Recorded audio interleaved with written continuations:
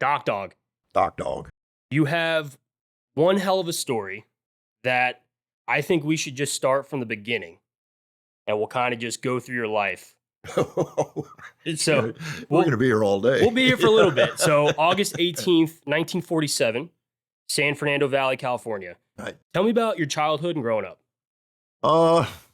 Childhood wasn't great. I kind of shipped around between the relatives. My father got killed on my second birthday out partying for his kid's second birthday. Was on his motorcycle and hit a I think it was a Mercury head on. And then my mom died in 1969, and it took me about a year before I even found out she was dead. I was in the streets. So I left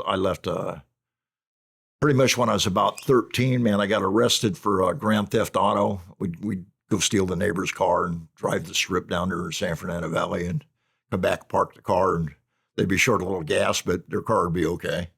And I got caught doing that, and then they gave me a 6-month program. And on that 6-month program, I did 2 years. So for the time I was 13, I got arrested right before I was 14. So 14 and 15, I got out about 2 months before I was 16. And I was out about maybe a year and a half. And I was living on my own, and I was hitchhiking home down Pacific Coast Highway. Highway patrol guy pulls over, and, "Where you going?" I said, "Out to Point Doom." He goes, "Hey, what do you do out there?" I said, "That's where I live." And I was living in a motel called Driftwood Motel. And so he took me out there, and he asked me, he goes, "Where's your mom and dad?" And I said, "Well, they live about a mile or two from here." And he goes, "Well, who you living here with?" I says, "They're a cowboy, man. He does horses and stuff and shoeing and all that stuff." And so I split a room with him. And he goes, "Are you an emancipated minor?"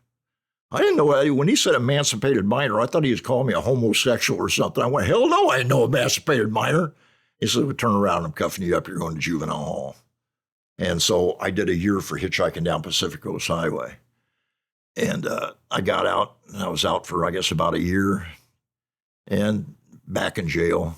And but all this time I was in jail, that's where I learned how to tattoo when I first went in.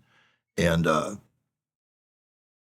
so all the time that I was in, that's how I made my living, because I had no support from my folks or anything. So basically, I've been on my own since about 13 years old. And from 13 to 22, I think I spent almost 7 years in jail. But that's where I learned how to tattoo, so every minute was worth it. It's made me a fine living and kept me out of jail for over 60 years now. So, yeah. Pretty wild. Yeah. So we had one phone call before this, and I could not write notes fast enough. I've got a small book on you, and you may have the most amount of notes of any guest I've had on yet. So you ended up going to the California Youth Authority. And I had to do some research on that. Right. It's no longer around. They did stop doing that program. Right. And tell me a little bit more. Your first stint was joyriding, after joyriding your neighbor's car, right? Right. And tell the story of how you got into tattooing. How'd you start? Well, that was basically how I started. Was when I got arrested, and they sent me to juvenile hall. Well, it seems like, man, I don't know what it is when I was in jail, but I always got along good with the Mexicans. It seems like they're good, solid family people. And once you're a friend, you're a friend, you know? And but anyhow, these two Mexicans, they said, "Hey, man, we're going to do a little tattoo and want you to spot for us." And I said, "Yeah, okay." "What does spot mean?" They said, "Look out for the man." I said, "Yeah, okay, I can do that." So, man, they took out a needle and embedded it into a toothbrush and wrapped thread around it and stuff. And had burnt something, silicone or something, to make the black ink.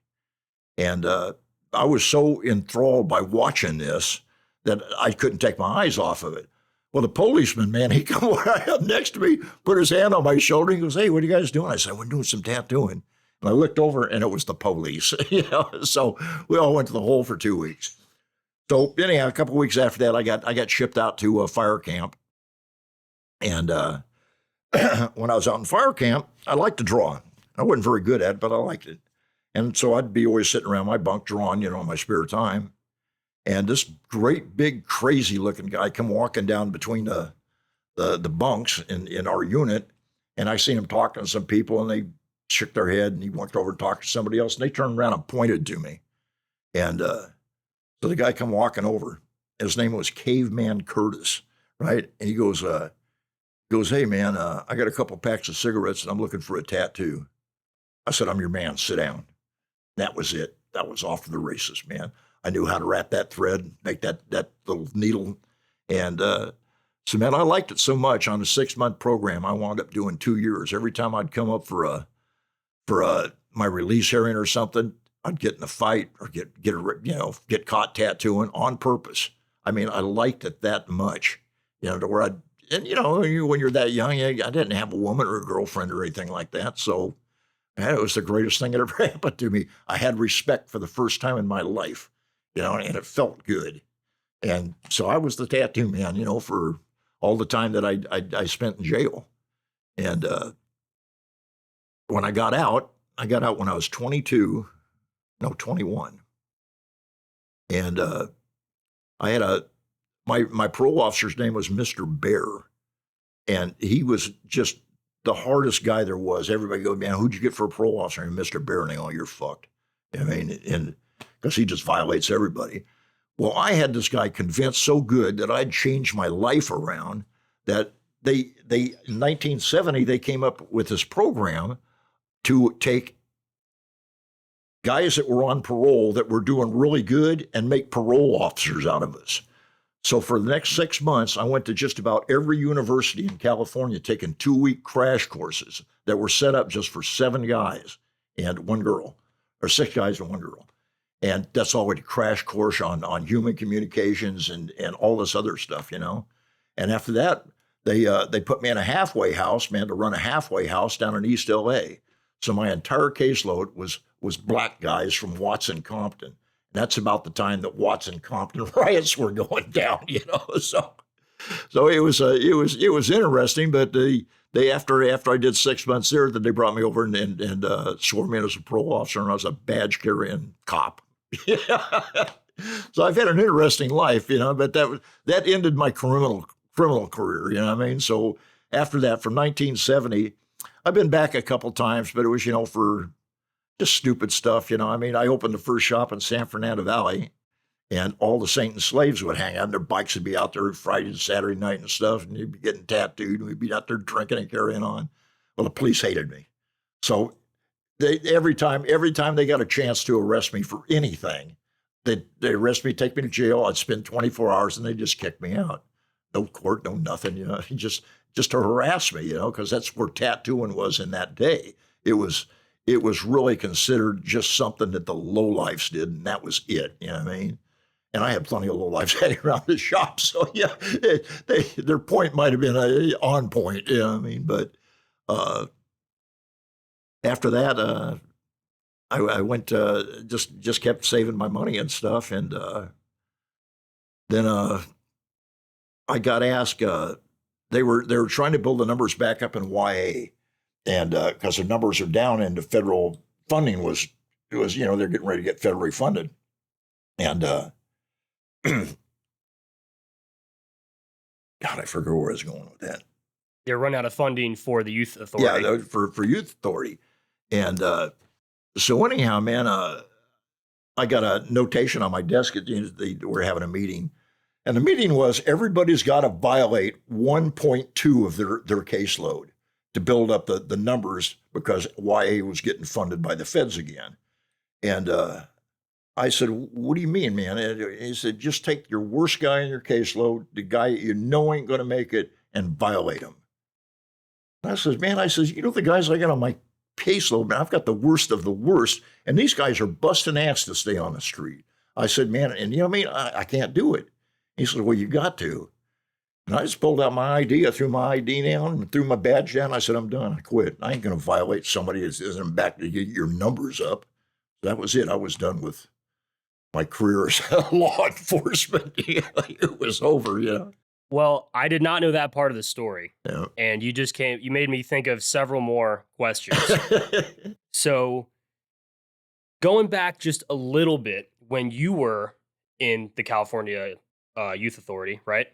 You mentioned going to the hole for tattooing. Right. Describe, what was that like for kids? Describe what the hole was. It wasn't real bad. It was just an isolation cell. They had, your regular regular dormitory where everybody was at. And then they always had an isolation or 2 isolation rooms.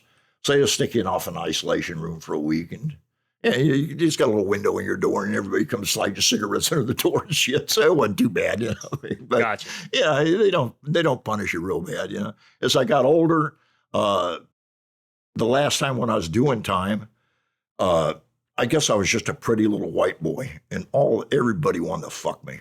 You know what I mean? So I did a lot of fighting. You know what I mean? And so man, it just my last time I actually did time, man, it was just I spent 90 days in the hole because they'd let me out for 30. You know, I'd do 30 days. They let me out, put me back in a dormitory.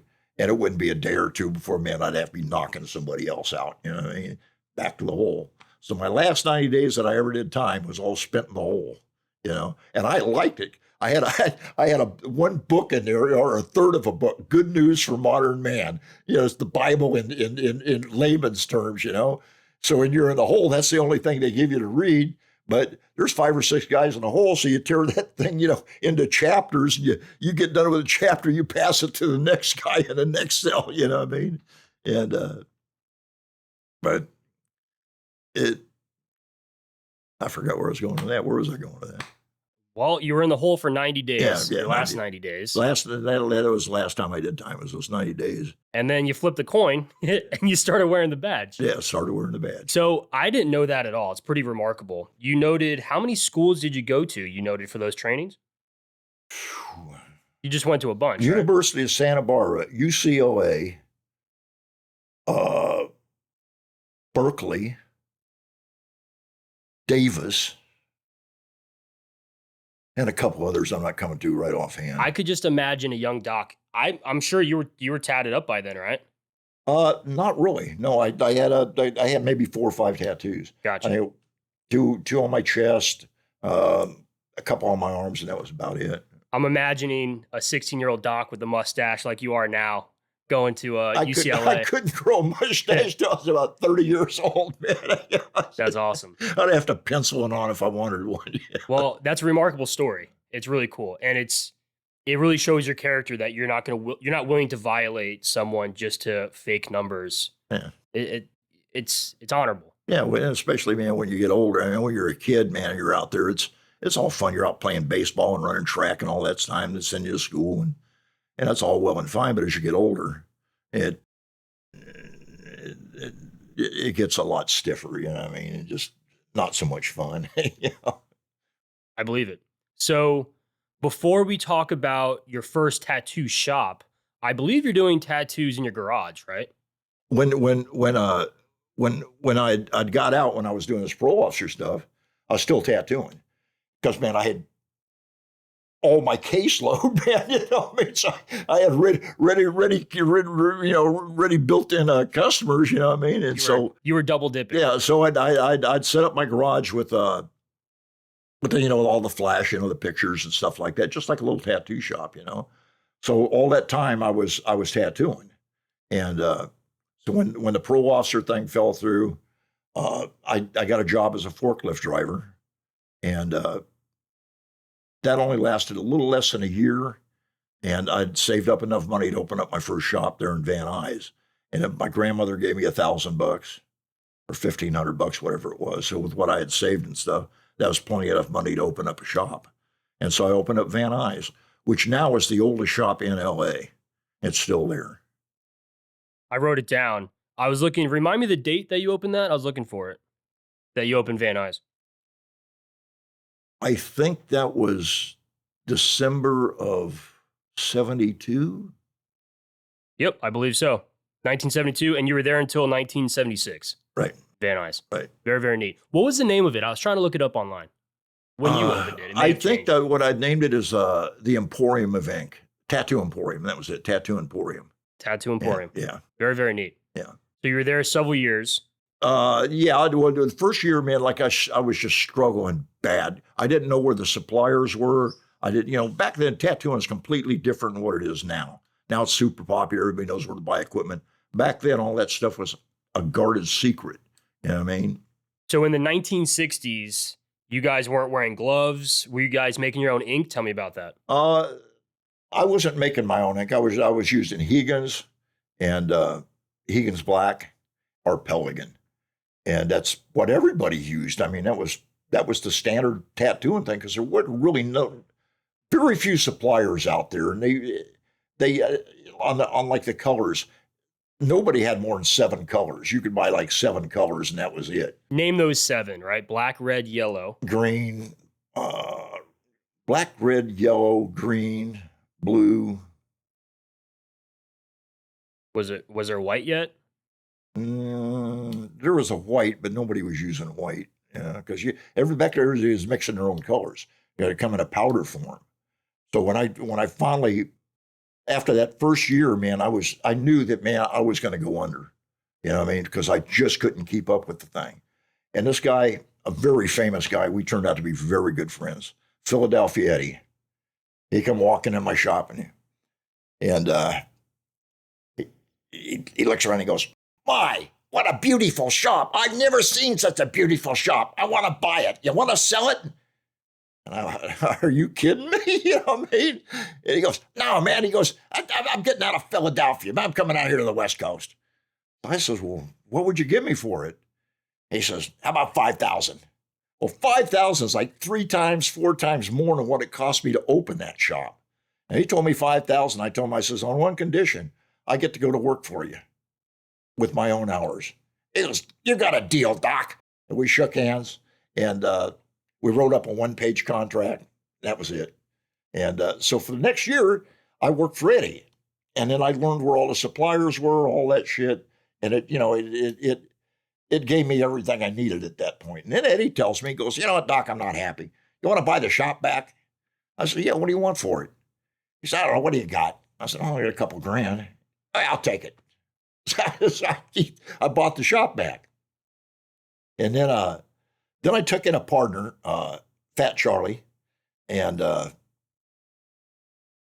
I'd been going up to Nevada deer hunting and stuff, go up there deer hunting, and then once we started learning going up there and deer hunting, there was whorehouses everywhere in Nevada.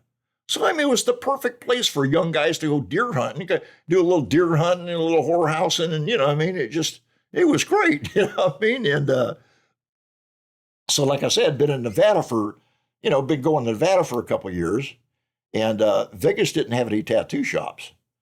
So, man, I thought, man, what a gold mine this place is. So I went over there, and there was no health, there was no tattoo shops. So I went over to the health department. I says, "Hey, look, I'm interested in opening up a tattoo shop." And they go, "No, it's against the law here." I says, "Against the law?" Anyway, yeah, we don't have no health laws or anything like that because it's against the law. Well, there was no internet back then. So, every bit of little information, you'd have to scrounge it from somewhere, you know what I mean? Well, it took me about 18 months. And then somebody told me, I was telling them a story, and they go, "Hey, Doc, it's a right to work state. They can't stop you." I said, "Really?" So I went back over to the health department. I told them I'm thinking about opening this and that. "Well, this and that." And they just discouraged me the best they could. And so, man, a couple more months went by, and I'm thinking, man, how can I get this place open? I know it's a gold mine, you know what I mean? And I really want out of California bad, you know what I mean? And I love Nevada. I love Las Vegas, And so I came up with this idea to sue the health department. But I really didn't have enough money to hire lawyers and stuff. But I had 2 biker friends that were clean cut, right? And I told them, I said, "Hey, you guys want to go to Vegas now? You can't afford to go." I said, "On me. I'm going to pay for everything, pay for the rooms, give you $500 to gamble with." And they said, "Damn, man." I was like, "What do we got to do?" I said, "You're going to be my lawyers." And they went, "What?" I said, "We don't know nothing about law." And I said, "You ain't got to know nothing." I said, "Just wear a suit." And I said, "Man, we ain't got no suits." So it was off to the Goodwill. Bought him a couple suits. And that next weekend, off to Vegas we went, partied down all weekend. And Monday morning, I was down at the health department with my 2 guys behind me in suits. So I walked in, I says, "Hey, I'd like to talk to Mr. Ravenholt." And Mr. Ravenholt, he was the big guy from Nevada. He ran everything. And she said, "Well, he's in a meeting. He can't talk to you. Do you have an appointment?" I says, "No." I said, "That's okay." I says, "Look," I said, "I just want to stop by, just let him know I'm going to be suing the state of Nevada, the Clark County Health Department, and Mr. Ravenholt." And she goes, "What?" I said, yeah. I said, these are my lawyers. And I says, man, we're headed, I just wanted to give you a warning, and then we're headed over there to file the papers. And she goes, wait just a minute. She goes, let me get Mr. Ravenholt. So bang, back to the office. Here come Mr. Ravenholt, Ah, hey, Mr. Baker. Hey, listen, we were just in a meeting. We were talking about this. He goes, we want to write some laws, but we don't know the first thing about tattooing. I says, how about next morning, man? Next Monday morning, I'll show up and I'll help you write these laws. They said, would you do that for us? And I went, you bet. Right? So next Monday morning, I was there, man, at the office. We sit in that office, all the health department guys and girls, and we sit there for a day and a half and wrote the health laws for Nevada. And 6 months later, I was open. Yeah. From the research I've done, I believe those laws are the same from what you helped write, to my knowledge. I'm sure they probably added some new stuff in there once AIDS came around. Sure. Right. But I wrote them laws so strict that for 13 years, I was the only shop there. And it wasn't just because of the health department. We just didn't let anybody open. You open, I'll burn you down. And it was as simple as that. And it wasn't just me doing it. It was the police and the health department. Because, man, the first shop that got destroyed, I guess I can say all this stuff. I mean, way past statute of limitation. But anyhow, I'd never blown up a shop before or shut one down. So we decided, me and Paul, we said, well, we better make a bomb. That's we just scare them. We'll throw a bomb in a shop, it'll blow up, and no big deal. So I got about a little over a foot long, about 14, and we packed that with 3 pounds of the fuse in the middle of it. And so we went up there, and the shop was right there on Las Vegas Boulevard. It was an upstairs shop, and then right by Las Vegas and Sahara Boulevard. So anytime, night or day, there's traffic on that road on Las Vegas Boulevard. It don't make no difference, 3 a.m, there's going to be traffic, not a lot, but some.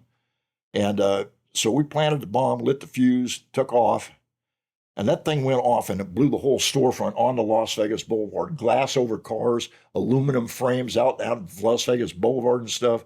And man, we went home. We're screwed. We turned on the TV and just waiting for the news to come on, waiting for the police to come knock on my door and go, you're under arrest.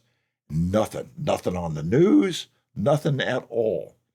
Nothing ever in every shop that we shut down ever made the news. Not one, except for one, because it was a fire and it burnt down and it was an old place. And so that was on the news, and it was an electrical something or other, and that was it, So I guess about 13 years, man, we held the Vegas down to just us.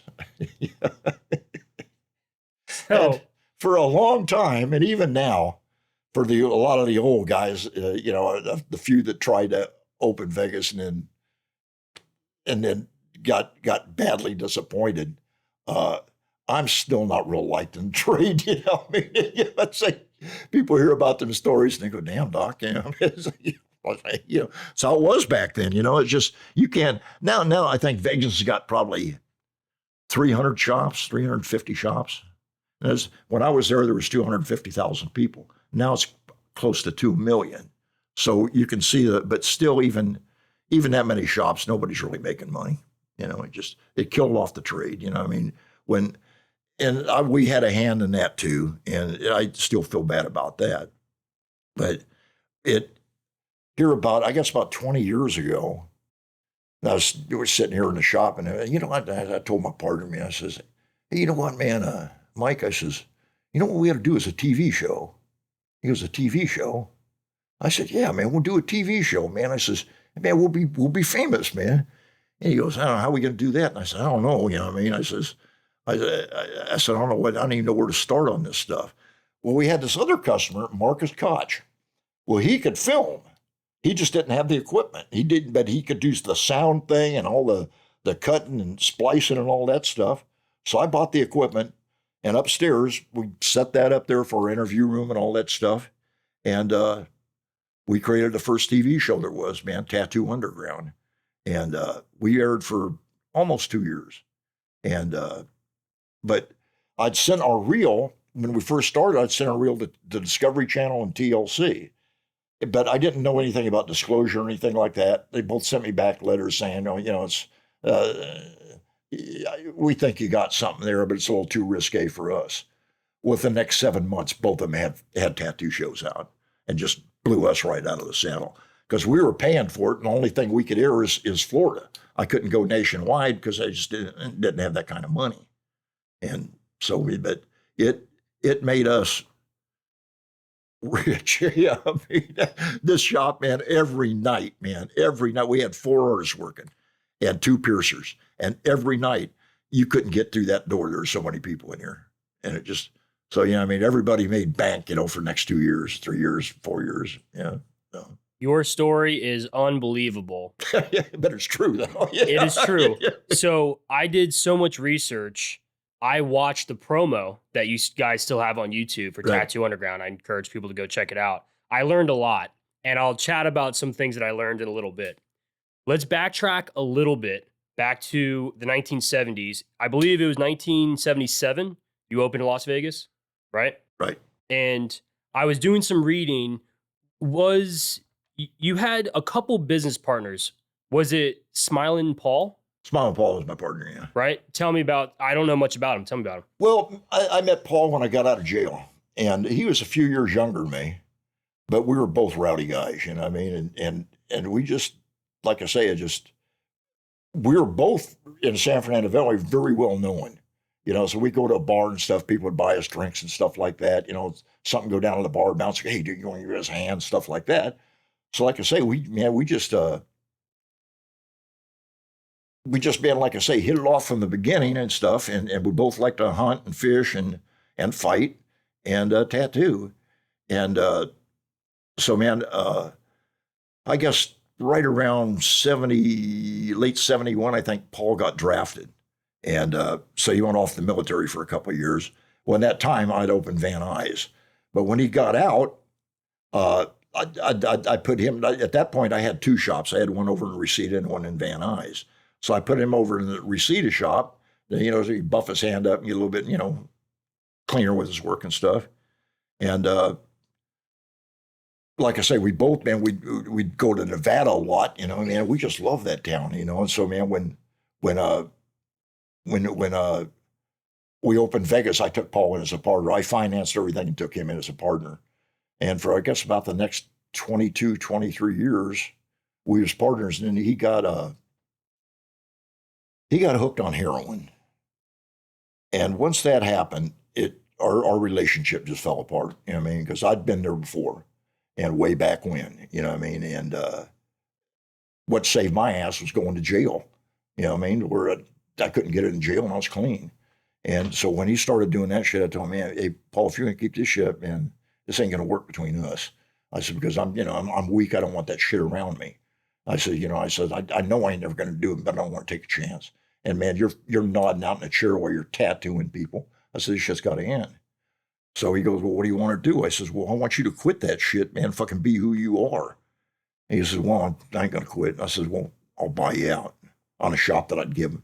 So I think I gave him $100,000. Then I bought the shop out. And from, I guess, 93 on, and I was only in Vegas 7 more years. And it was really, even that's just a sore spot with me, it just, because, man, I really love Paul a lot.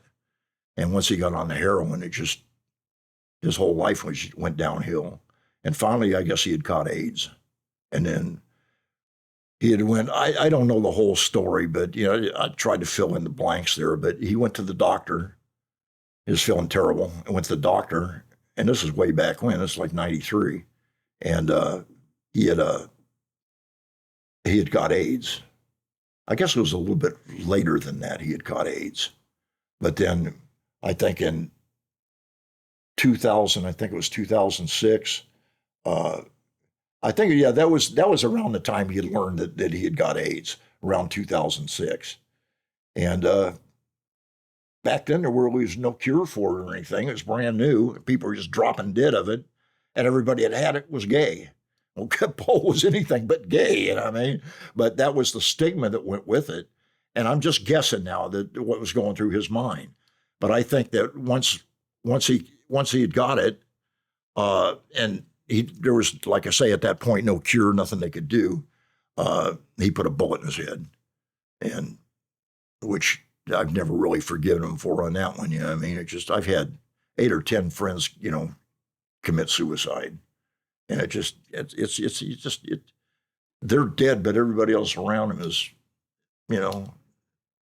in misery. You know what I mean? And just like sad, just that kind of thing. But anyhow, man, we had a strong relationship for 22 years or whatever it was, 23 years. I'm sorry to hear that. Yeah, me too. But life is life, and people do what they do, and you can't control other people. And you try to be a friend and be there for them and stuff, but sometimes it's just folks are too far gone or too deep or already made up their mind what they're going to do, or there's no explaining it. Yeah. Doing my research, a lot of these gentlemen, I would find their names. I read a lot of your social media posts, and I would find these people's names. Some of them I couldn't find details on, like Smiling Paul. So I think part of what I'm working on with this project is if we can share these oral histories, right, this is how we could document the good times, right, and a lot of the positive things that he did. Because before this, I don't know where to go to find this information. So I hope this helps shed positive light with what he was able to contribute. Yeah, I've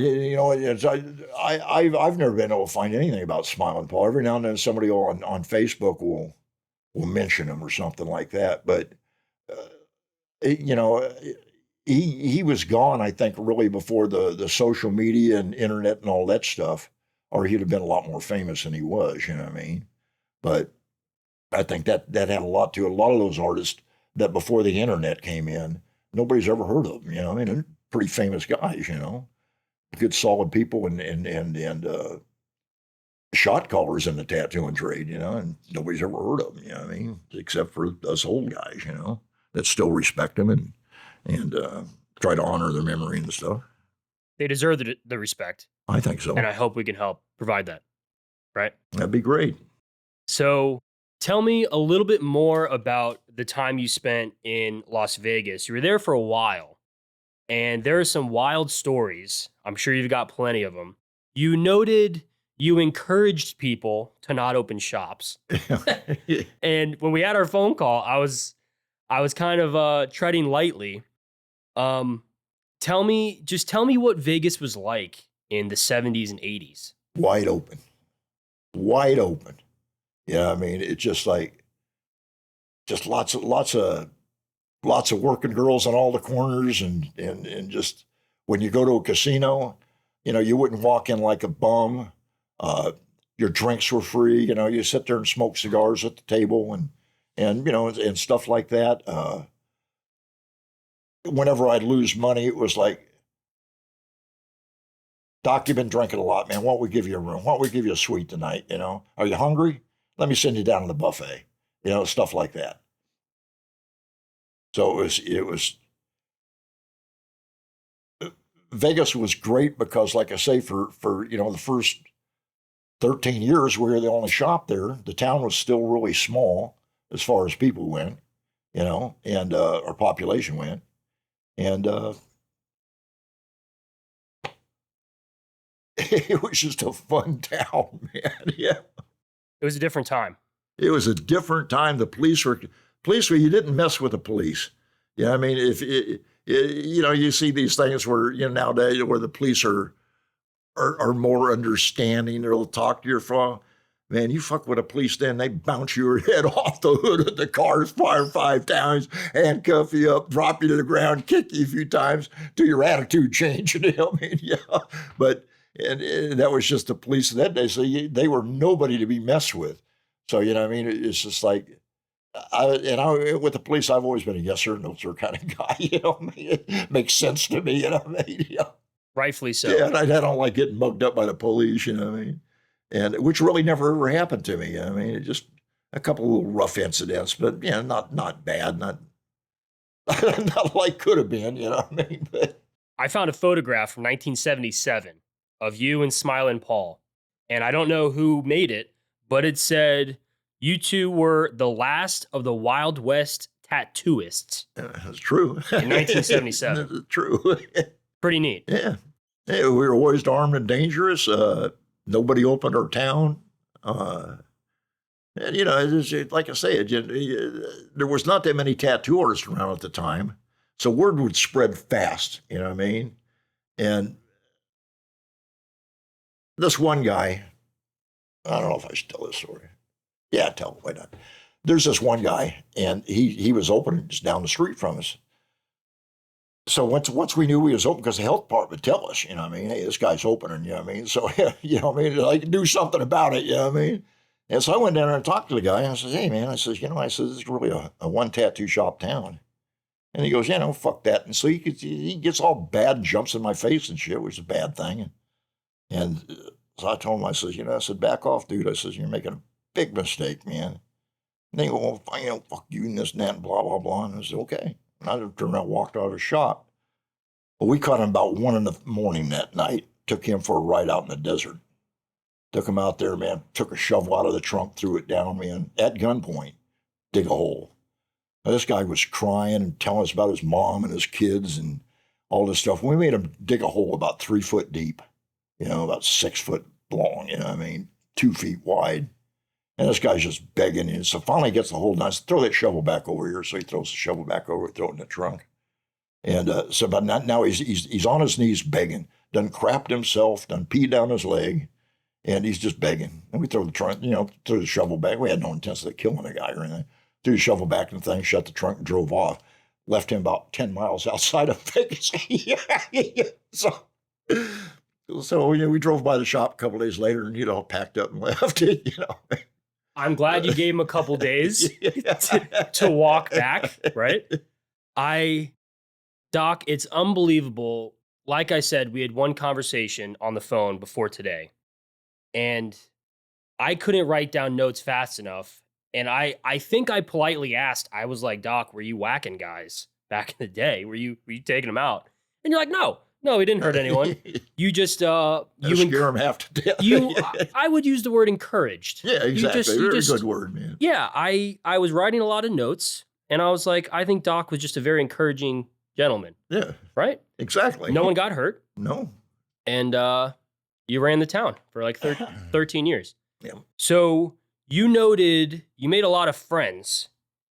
I read over 300 tattoo artists came through to your shop, right? Many, many, many of the legends. Yeah. And these are legends that I had to learn about, and I want other people to learn about as well. So I wrote down a couple names of your old friends.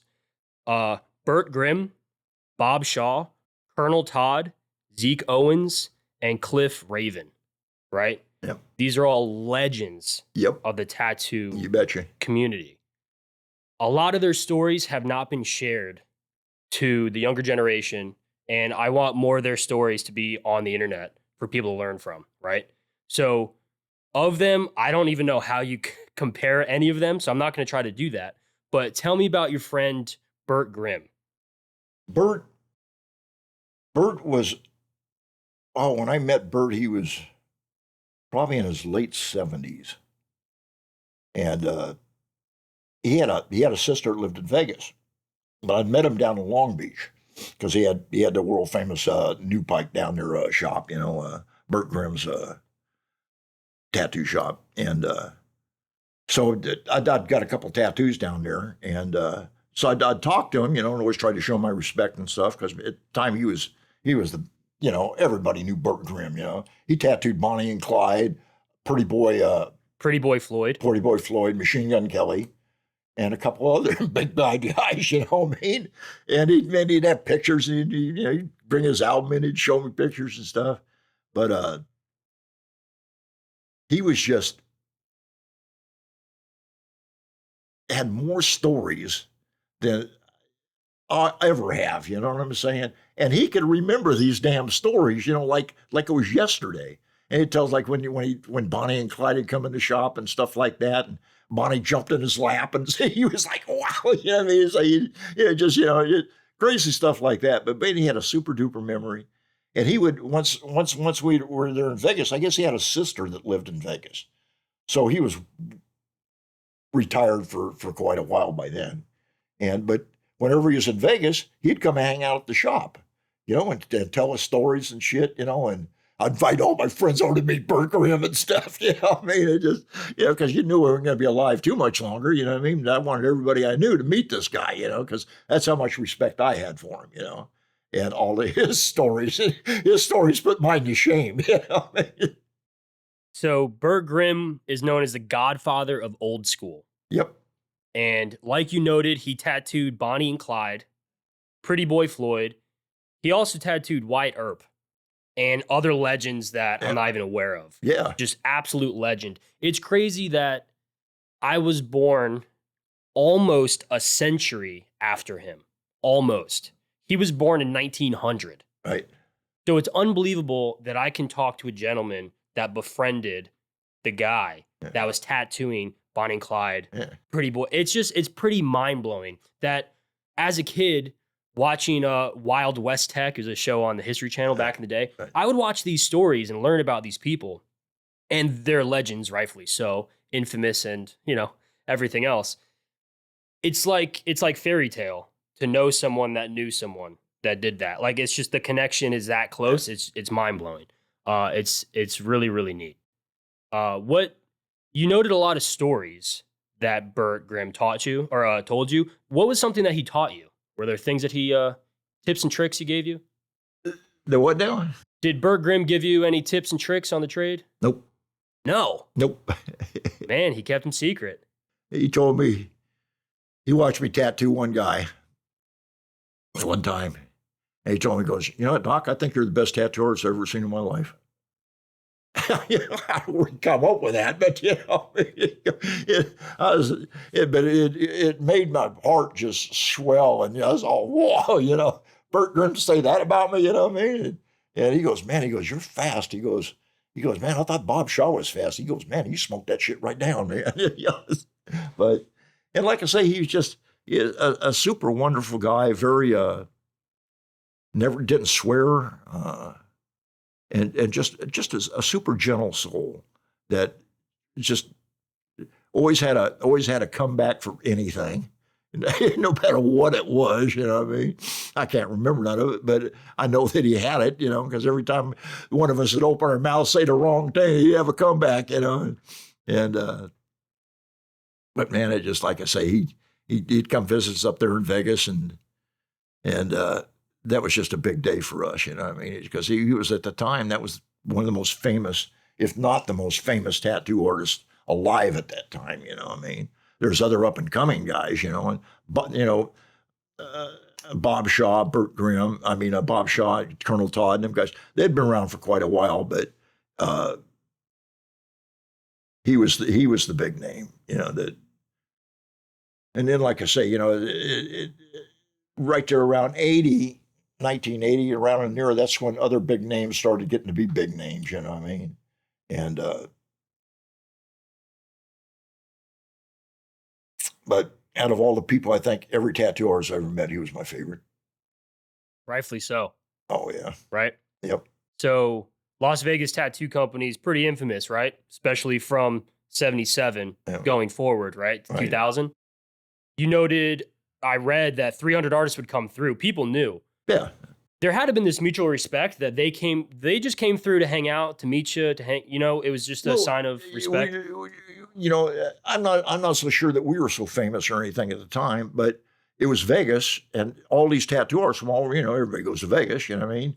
And tattoo artists will, back in them days for sure, will, look up, see what tattoo shop they're going to say hi, give it a little respect and stuff, maybe take them out to dinner or stuff like that, what I mean? And some cocktails or whatever. And that was just how tattooing life was back in the day. And it wasn't exciting. We just had the only shop in town. So they'd come. So we got to meet all kind of people, what I mean? And I don't know if it was 300 people, but it was a lot, what I mean? It was somewhere up in them numbers, what I mean? That I have no way of remembering, what I mean? Or I never counted them, but it was a lot of people from everywhere.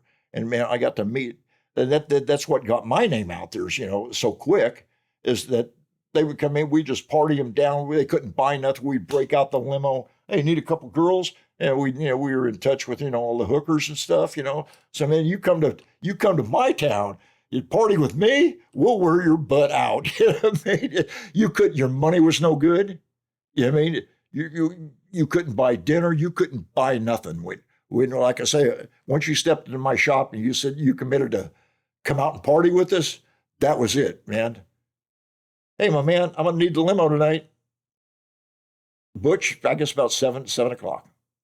Ah, thanks. See you then. Click. And that was it. We just kidnapped them. Once they got in that limo, it was all over for them. They get in there, be a couple girls and stuff. Oh, how are you doing? Want to jump in their lap or something? So we became famous through our hospitality, I guess you'd say. Unbelievable. I can't imagine. I really can't, right? I'm almost I'm almost speechless. So the way that I did so much research, we had one phone call and my pen did not stop. I couldn't stop writing. You were just telling story after story. I came into the shop, I checked it out. We're in Ybor City, and I met your wife, Belle. She's so awesome. I hung out with her, I think it was 3 hours.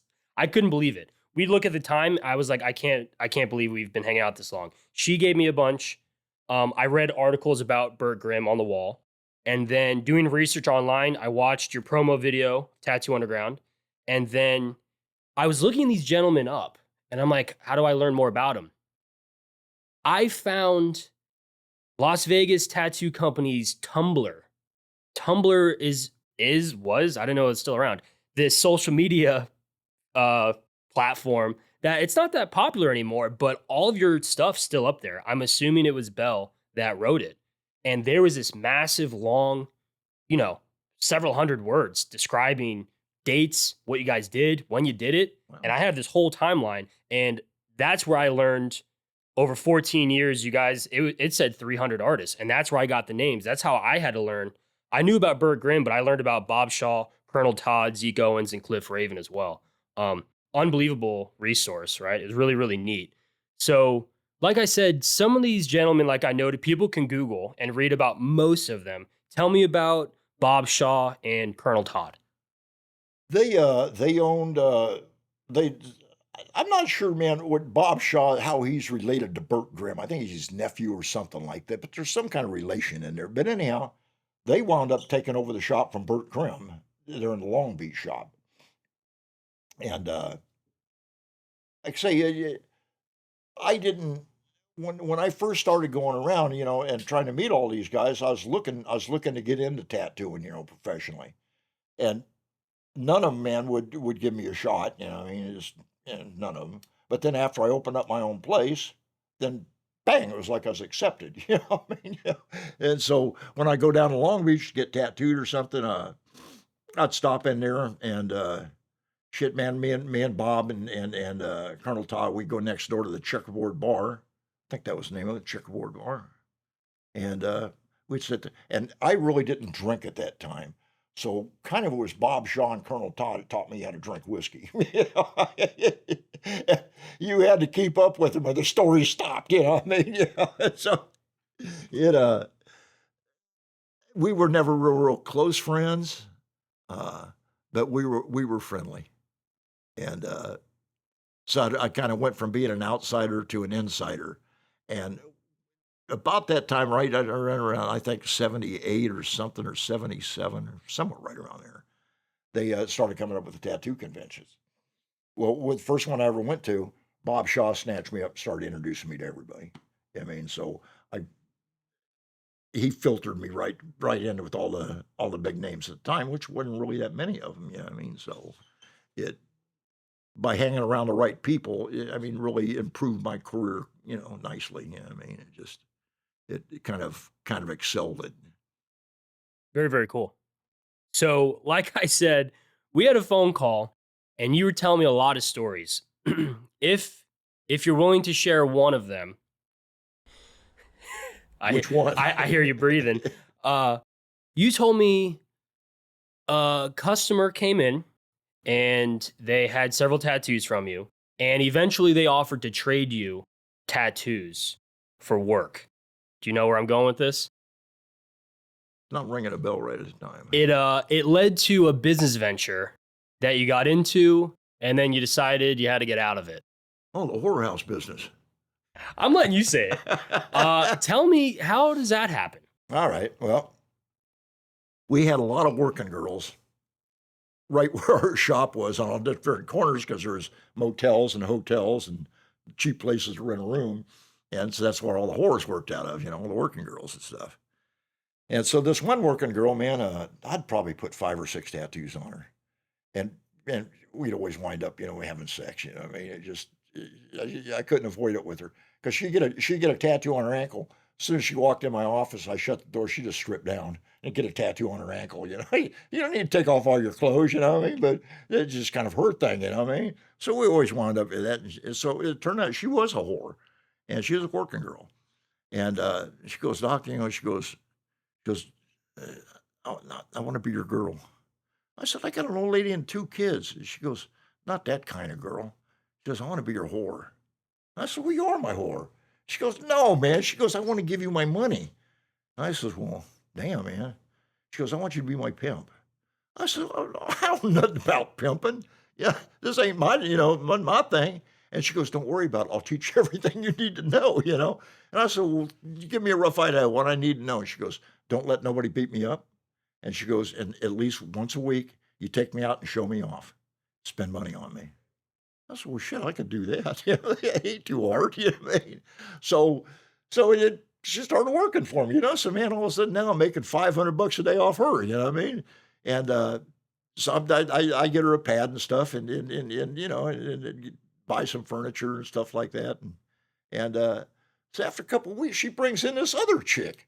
And she goes, oh, this is Cindy Lou, what I mean? And I mean, she's a working girl too. She wants to work for you.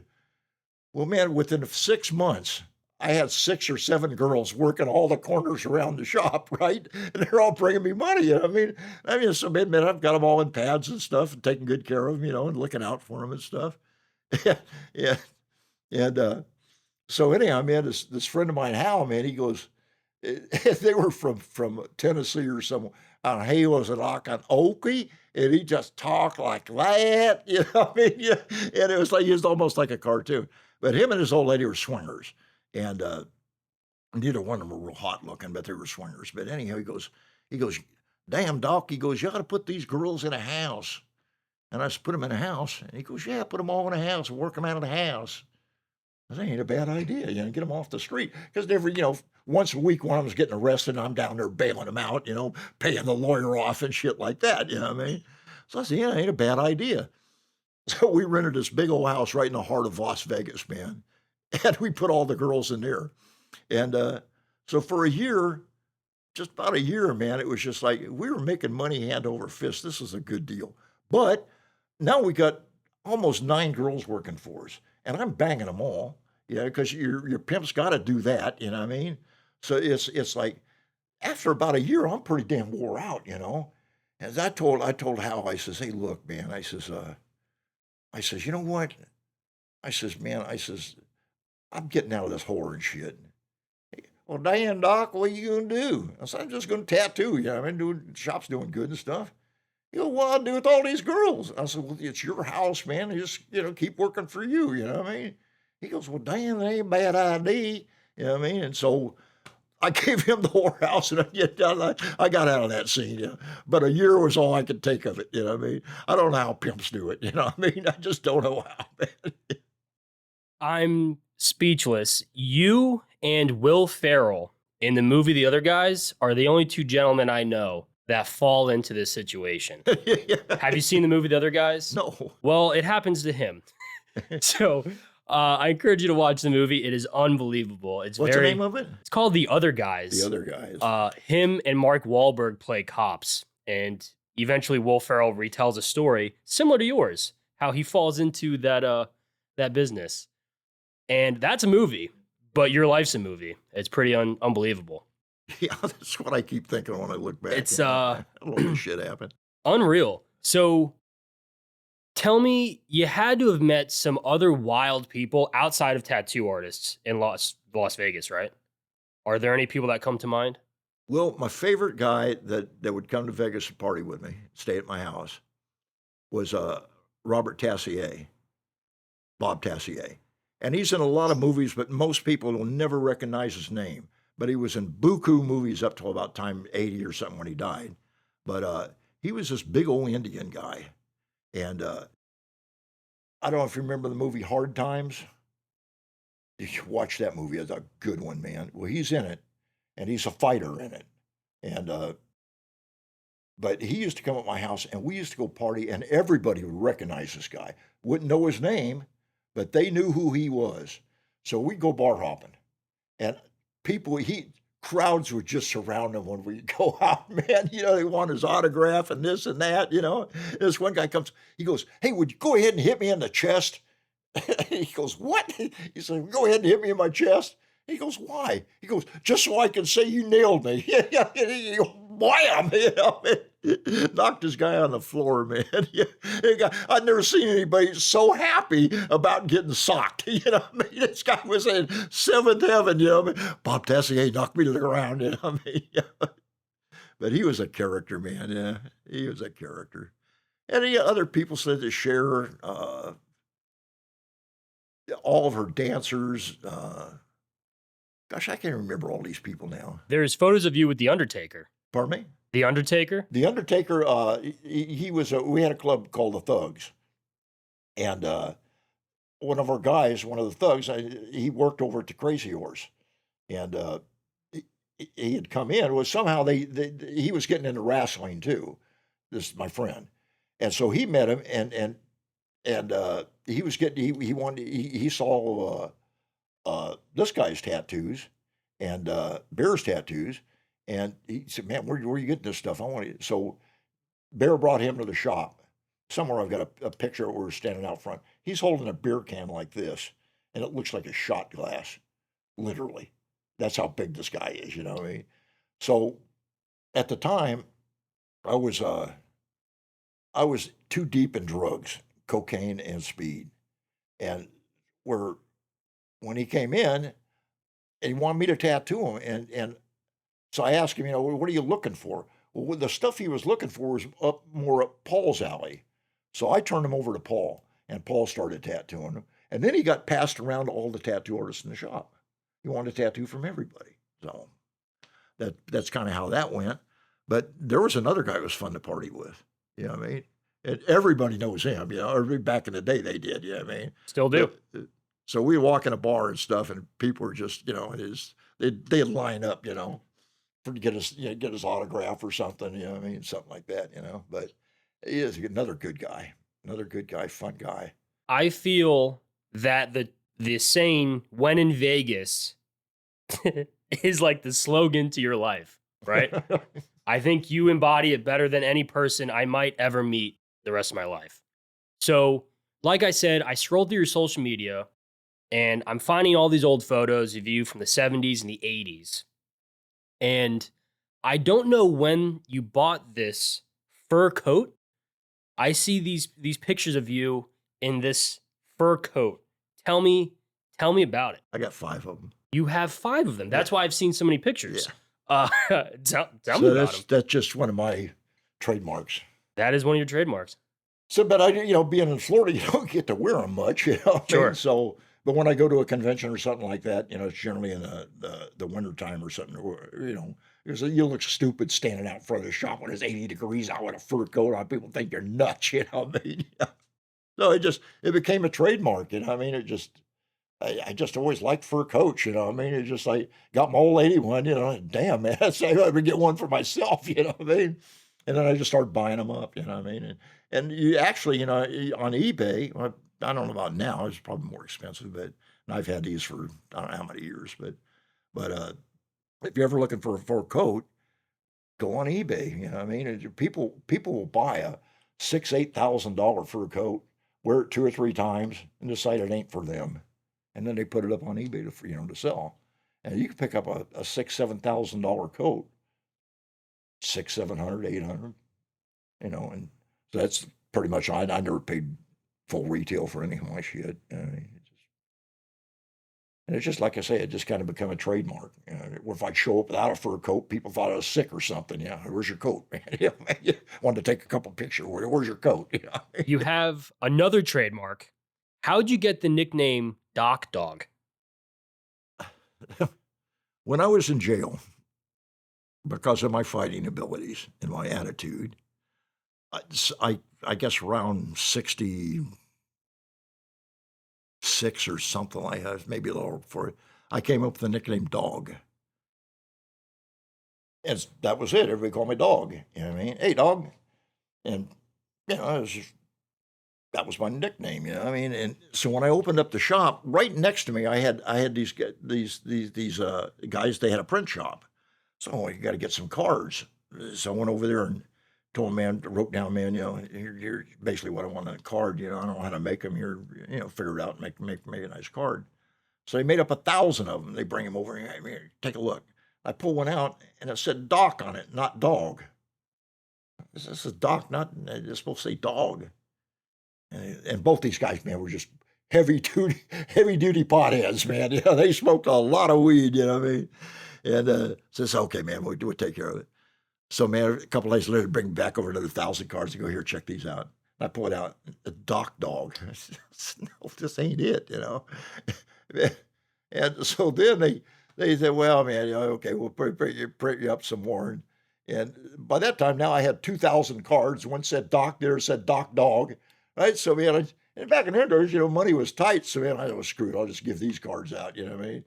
And so yeah, people just started to call me Doc Dog. You know what I mean? And that's where that Doc Dog came from. It was just like it was a printing mistake, and I ran with it. Yeah. Well, you were a doctor before Dr. Dre, so you're definitely a trendsetter, right? Yep. I've also seen some cool photos. Tell me about your daily driver when you were in Las Vegas. What'd you drive every day? Oh, probably the '39 Chevy or Corvette, one of the two. Yeah, my Corvette. Tell me about what year was it? 39? Tell me about it. 39 Chevy. Well, I bought it, and I think I gave. And this was God, man. What year was this even? I'm having a hard time remembering years now. But I think I paid $9,000 for it, and at that time I'd done some things. I had this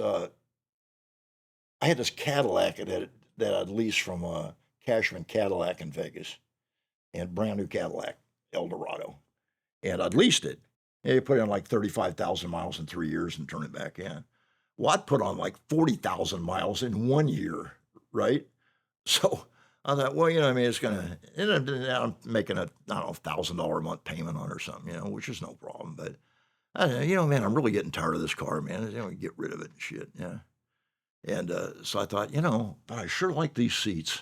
These are nice seats, man. And I really like these visors. You flip them up, and they light up and stuff. I thought, well, fuck it. That night, man, I stripped the Cadillac. Just stripped it. Took all the seats out of it and all the shit like that, and took all the shit out of fucking the Chevy. Put that in the Cadillac. Took that out in the desert. Torched it, burned it to the ground, and it took all that 1999 Cadillac stuff, put that in the 39, repainted the car, and I drove that car for years and years. And I guess about 13 years, it's been about 13 years ago, the wife went to the store or something, and her card bounced. There's no money in the thing. And I knew, man, she had $250,000 in her savings account and another $20,000-$30,000 in her checking account. I haven't really been keeping tab of it. So I just went over to the bank and took $5,000 on my account, put in her account. Got back to the house, which is about a 5-minute drive from the bank, and she went to run the thing again. No money in there. I was right back to the bank. I said, what happened here, man? And they said, oh, the IRS seized her account. I said, you couldn't tell me that before I put another $5,000 and they seize it? And so, well, it's just, it's kind of like, and they started giving me some excuse. That's Bank of America. Never do bad stuff with Bank of America. But so anyhow, man, I had to get this lawyer And Bill Simons, he's dead now. But he took the case and he told me, he says, yeah, he says, I'll get your money back. It's going to cost you 20 grand. I said, 20 grand? He says, well, I got to do stuff, you know. I said, you're going to get all our money back? And he goes, yeah, except for that 20 grand. I said, okay, well, let's do it. So Bill went right to work on it. 3 weeks later, all our money was back in the account, right? And so I thought, man, I have never paid taxes. Not ever, not once. And this is about 13 years ago. And I've made millions. I thought, you know, maybe I better get straight. So we're sitting there talking to Bill. I says, well, Bill, man, I got the old lady straight. And I said, I might have a problem soon too. And he goes, well, what kind of problem? I said, I never paid taxes. He goes, never? I said, never. He goes, well, we're going to get the shit straight. And I said, well, there's more to the story. He goes, well, what's that? I said, well, like every 7 years, I change my name. I go from Rutchland to Baker. Rutchland is my stepfather's name. And I get so many tickets in 7 years, they'd take my license. So I'd go down and get another license under the other name. That would be good for about 7 years. And I'd been doing that since 1970. Right? So I says, I've kind of been using 2 names, you know. And he goes, well, which one's your name? I said, one of the birth certificate's Baker.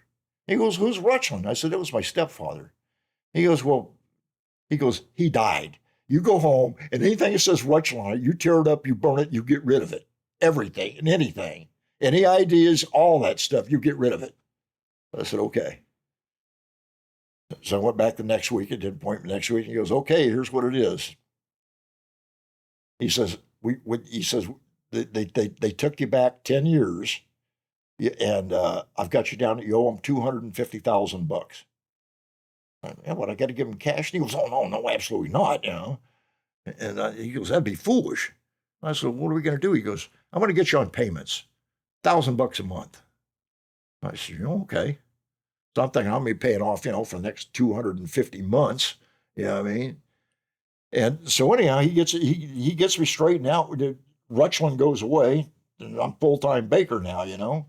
And so he goes, look, he says, every 2 years, he says, they got to review your case. So he says, yes, I'm going to give you a heads up 2 years from now, they're not going to accept your payment. And I said, he said, they're going to reevaluate your case. And I said, because they're going to want more money. And I said, well, what do we do? And he goes, nothing. Don't worry about it. And I says, okie dokie. So sure enough, I stopped paying. And to where they did their research. So then they went back on Bill Simons because he had power of attorney on me and all that shit. So he says, well, they're trying to evaluate how much you're going to charge you. And I said, what do you think? It's going to be a lot more, huh? And he goes, nah, I don't think so. He said, I think we got the books right. And I said, the books right? And he goes, yep, I think we got the books right. So he calls me back a week later and he goes, they can't figure out what to do. Don't worry about it, man. So I've never made another payment since. You know what I mean? It just went away. You know what I mean? Because like I say, everybody loved Bill Simons. I mean, if you had an IRS problem, he was your man. So I'd went 2 years paying $1,000 a month, so $24,000 on my $250,000 that I owed him, right? And then it just went away, just gone, just disappeared. I don't know what to say. I'm pretty speechless. My mouth is probably just a gasp the entire time. Pretty nuts. So that all started from the 39 Chevy. What happened to it? You still have it? When that happened, and I thought they were going to fall on me. And at the time, I had my 39 Chevy, and I was living here now. And I had a couple Corvettes and the old lady's car and a pickup truck. And I thought, shit, I got to get rid of this shit, man, before they finance me, man. And start getting rid of the Vits. Well, I called up my partner up in Texas. I says, hey, I know you're interested in my 39 Chevy. And he goes, fuck yeah. He goes, what do you want for that thing? I said, I need money bad right now. I said, I need the thing out of my garage day before yesterday. He goes, I'll see you tomorrow. How much you want? I said, I'll give it to you for $9,000. That's a fucking $45,000 car. Yeah, I think more than that. That's about what it is now. At the time, man, going back 15 years, probably 28, somewhere right around there. Wow. But, And you torched a relatively brand new Cadillac Eldorado. Absolutely. I had to get the interior for the 39 Chevy, you know what I mean? What does a car dealership do when you torch a car in the desert? Well, you quit making payments on it. they write it off on your insurance, and it's all done deal, man. You know, it's like and it was like when that happened about 8:00 that morning. There was a knock on my door, and I owned a lot of cars at that time, and it's the police. Hey, what's up? They said, hey, do you own a 1999 Eldorado Cadillac? I said, yeah. He said, where's it at? I said, sitting right there in the driveway. He goes, you want to show it to me? I said, yeah, sure. I said, how'd you get in? Because I had power gates and stuff. Well, the night before, I'd made sure to bust one of them, right? And so I walked in the door, and I said, I said, how'd you get in here? He said, I walked through the gate, and I looked over the gate, and I said, what the hell? And I looked around, I said, it's gone. He says something, he goes, what time did you park it last night? I said, I don't know, 8 or 9 o'clock I came home, and I've been home ever since. And he goes, yeah, well, somebody took it out there and stripped it down and burned it. Get the fuck out of here, man. I thought, oh, man, what am I going to do, man? So I immediately called up the insurance company, and then called up Cashman Cadillac. And Dad bought a bunch of cars. So, yeah, Doc, don't worry about it, man. It's covered. You know, that was it. Yeah. Unbelievable. So following this timeline that I've created that I've followed of your life, eventually you left Vegas. Right. And help me, you bought a sailboat, and No. Was it a sailboat? What kind of boat was it? I'm not a blowboater. Okay, yacht, right? A powerboat. Powerboat. And you went out to sea, well, right? When we left Vegas, I'd sent my son down here to Admiral Farragut, the military academy over in St. Pete, for a couple of years. So we'd come down to visit him, right? And so on the way down here one of the times, we were in Texas, and about that time we're thinking about getting out of Vegas. And then plus I had a whole bunch of stuff going on at Vegas at the time too that I kind of wanted to get away from, because we'd made a ton of money there too. And so anyhow, when we were in Texas, and we stopped by, thing, where they've got the paper houses for sale and shit like that. Well, there's this like old kind of like Southern mansion, and it's on 40 acres out in the middle of nowhere, and a 2-acre bass pond. I was like, shit, let's go look at this place. So I went out and looked at it. An hour later, we're sitting at the real estate office. And so she goes, well, you want to see the inside of the house? And I said, well, yeah, sure I do. And she goes, okay, I'll make an appointment. And she goes, I said, we're just kind of passing through, so the sooner the better. And she goes, well, I could probably get out there this afternoon. And I said, okay, great. So that we looked at it that afternoon. And she goes, what do you think? I said, yeah. I said, I think we're going to take it. And my wife, she goes, yeah, man, I love this place.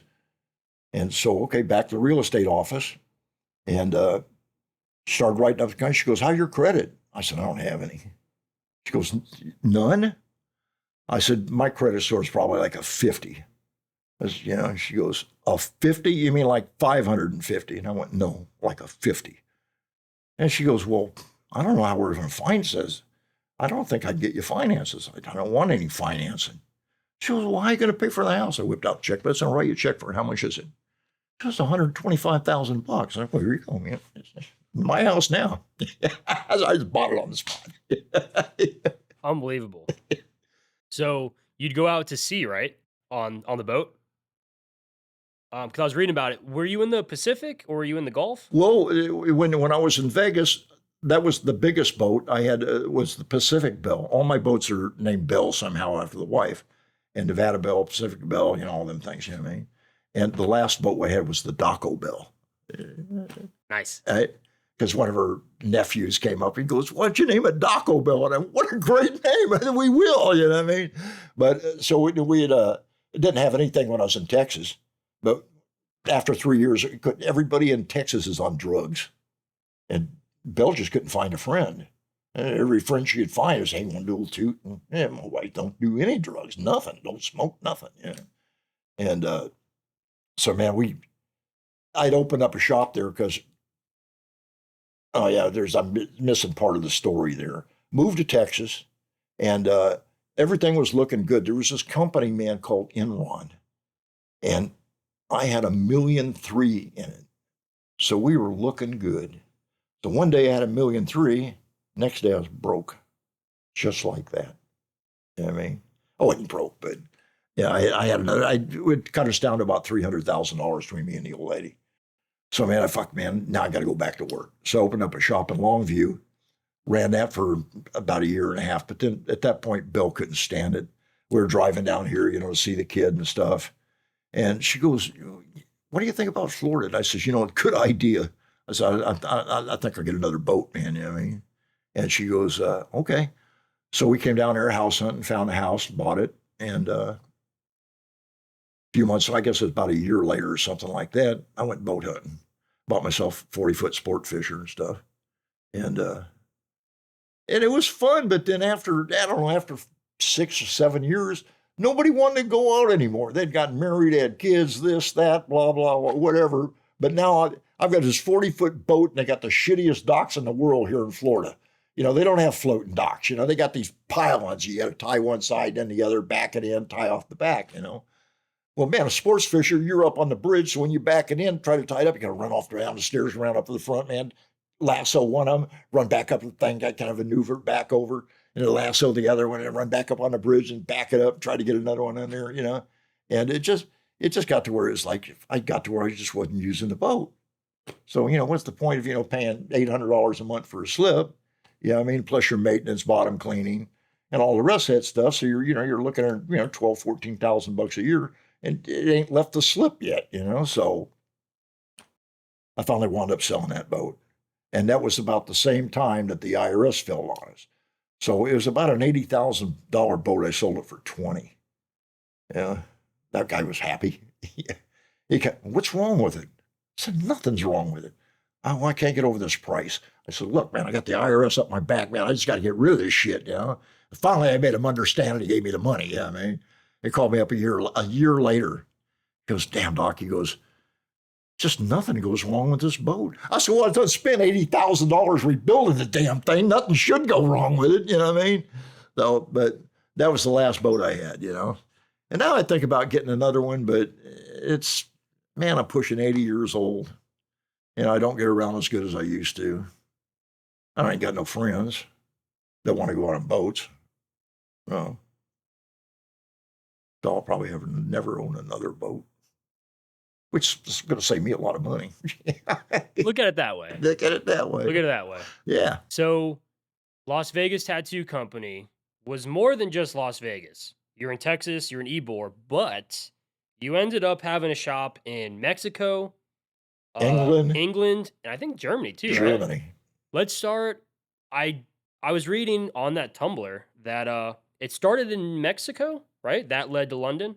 That led to London. Tell me about Mexico first. What made you open a shop in Mexico? Well, we went to Mexico a few times on vacations and stuff, but generally we did like a Mazatlan, and I was kind of familiar with the place. But on the last Mexican vacation, we decided to go to Puerto Vallarta. And when, we got to Puerto Vallarta, I couldn't believe how gorgeous it was. And the people were fantastic, man. Just Mexican people were the finest people in the world, in my opinion. But anyhow, man, we went down there on a 10-day vacation. And after 4 days, I was miserable. And Belle goes, man, she goes, what is wrong with you, man? She goes, man, we're down here at a beautiful place, beautiful resort, beautiful beach, man, all kind of history here, you know what I mean? And she goes, why are you bum kicked? I says, we could leave in 6 days. She goes, well, can't we have fun for the next 6 days? I went, no, I can't, man. I says, yeah, I just don't. I said, come on, let's go to town. She goes, what are you going to town for? I said, I'm going to go buy a store. She goes, what are you going to do? So we're going to go buy a store. She goes, okay. She's used to me, you know what I mean? So we went into town, man, and we found a bitchin' spot, man, right behind the Hard Rock Cafe right on the Malecon, man, you know? And so, man, I safe Indy on the door, man. And said, man, I got a hold of that number. And I had this Mexican kid. He worked the beach selling, you know, doodads, you know, the tourists and shit, but he spoke good English. And he had a pretty decent person. He turned out to be a douche, but at that time, man, he was my interpreter. So I had him call the guy, and and he called him. I said, I'd like to meet with you and stuff. So he came down. We met and stuff. He couldn't speak English. I can't speak Mexican. So I got my interpreter, and so I told him, I said, tell him I want to rent this place for a year, right? How much you want for a year? And so it was like, I don't know, 14,000, or it was about 1,200 a month or something like that. So roughly $14,000. And so, man, I told him, have the contract ready. I said, my vacation, you know, lasting, you know, for another 6 days. I'll see you in 8 days with the money. And he goes, okay.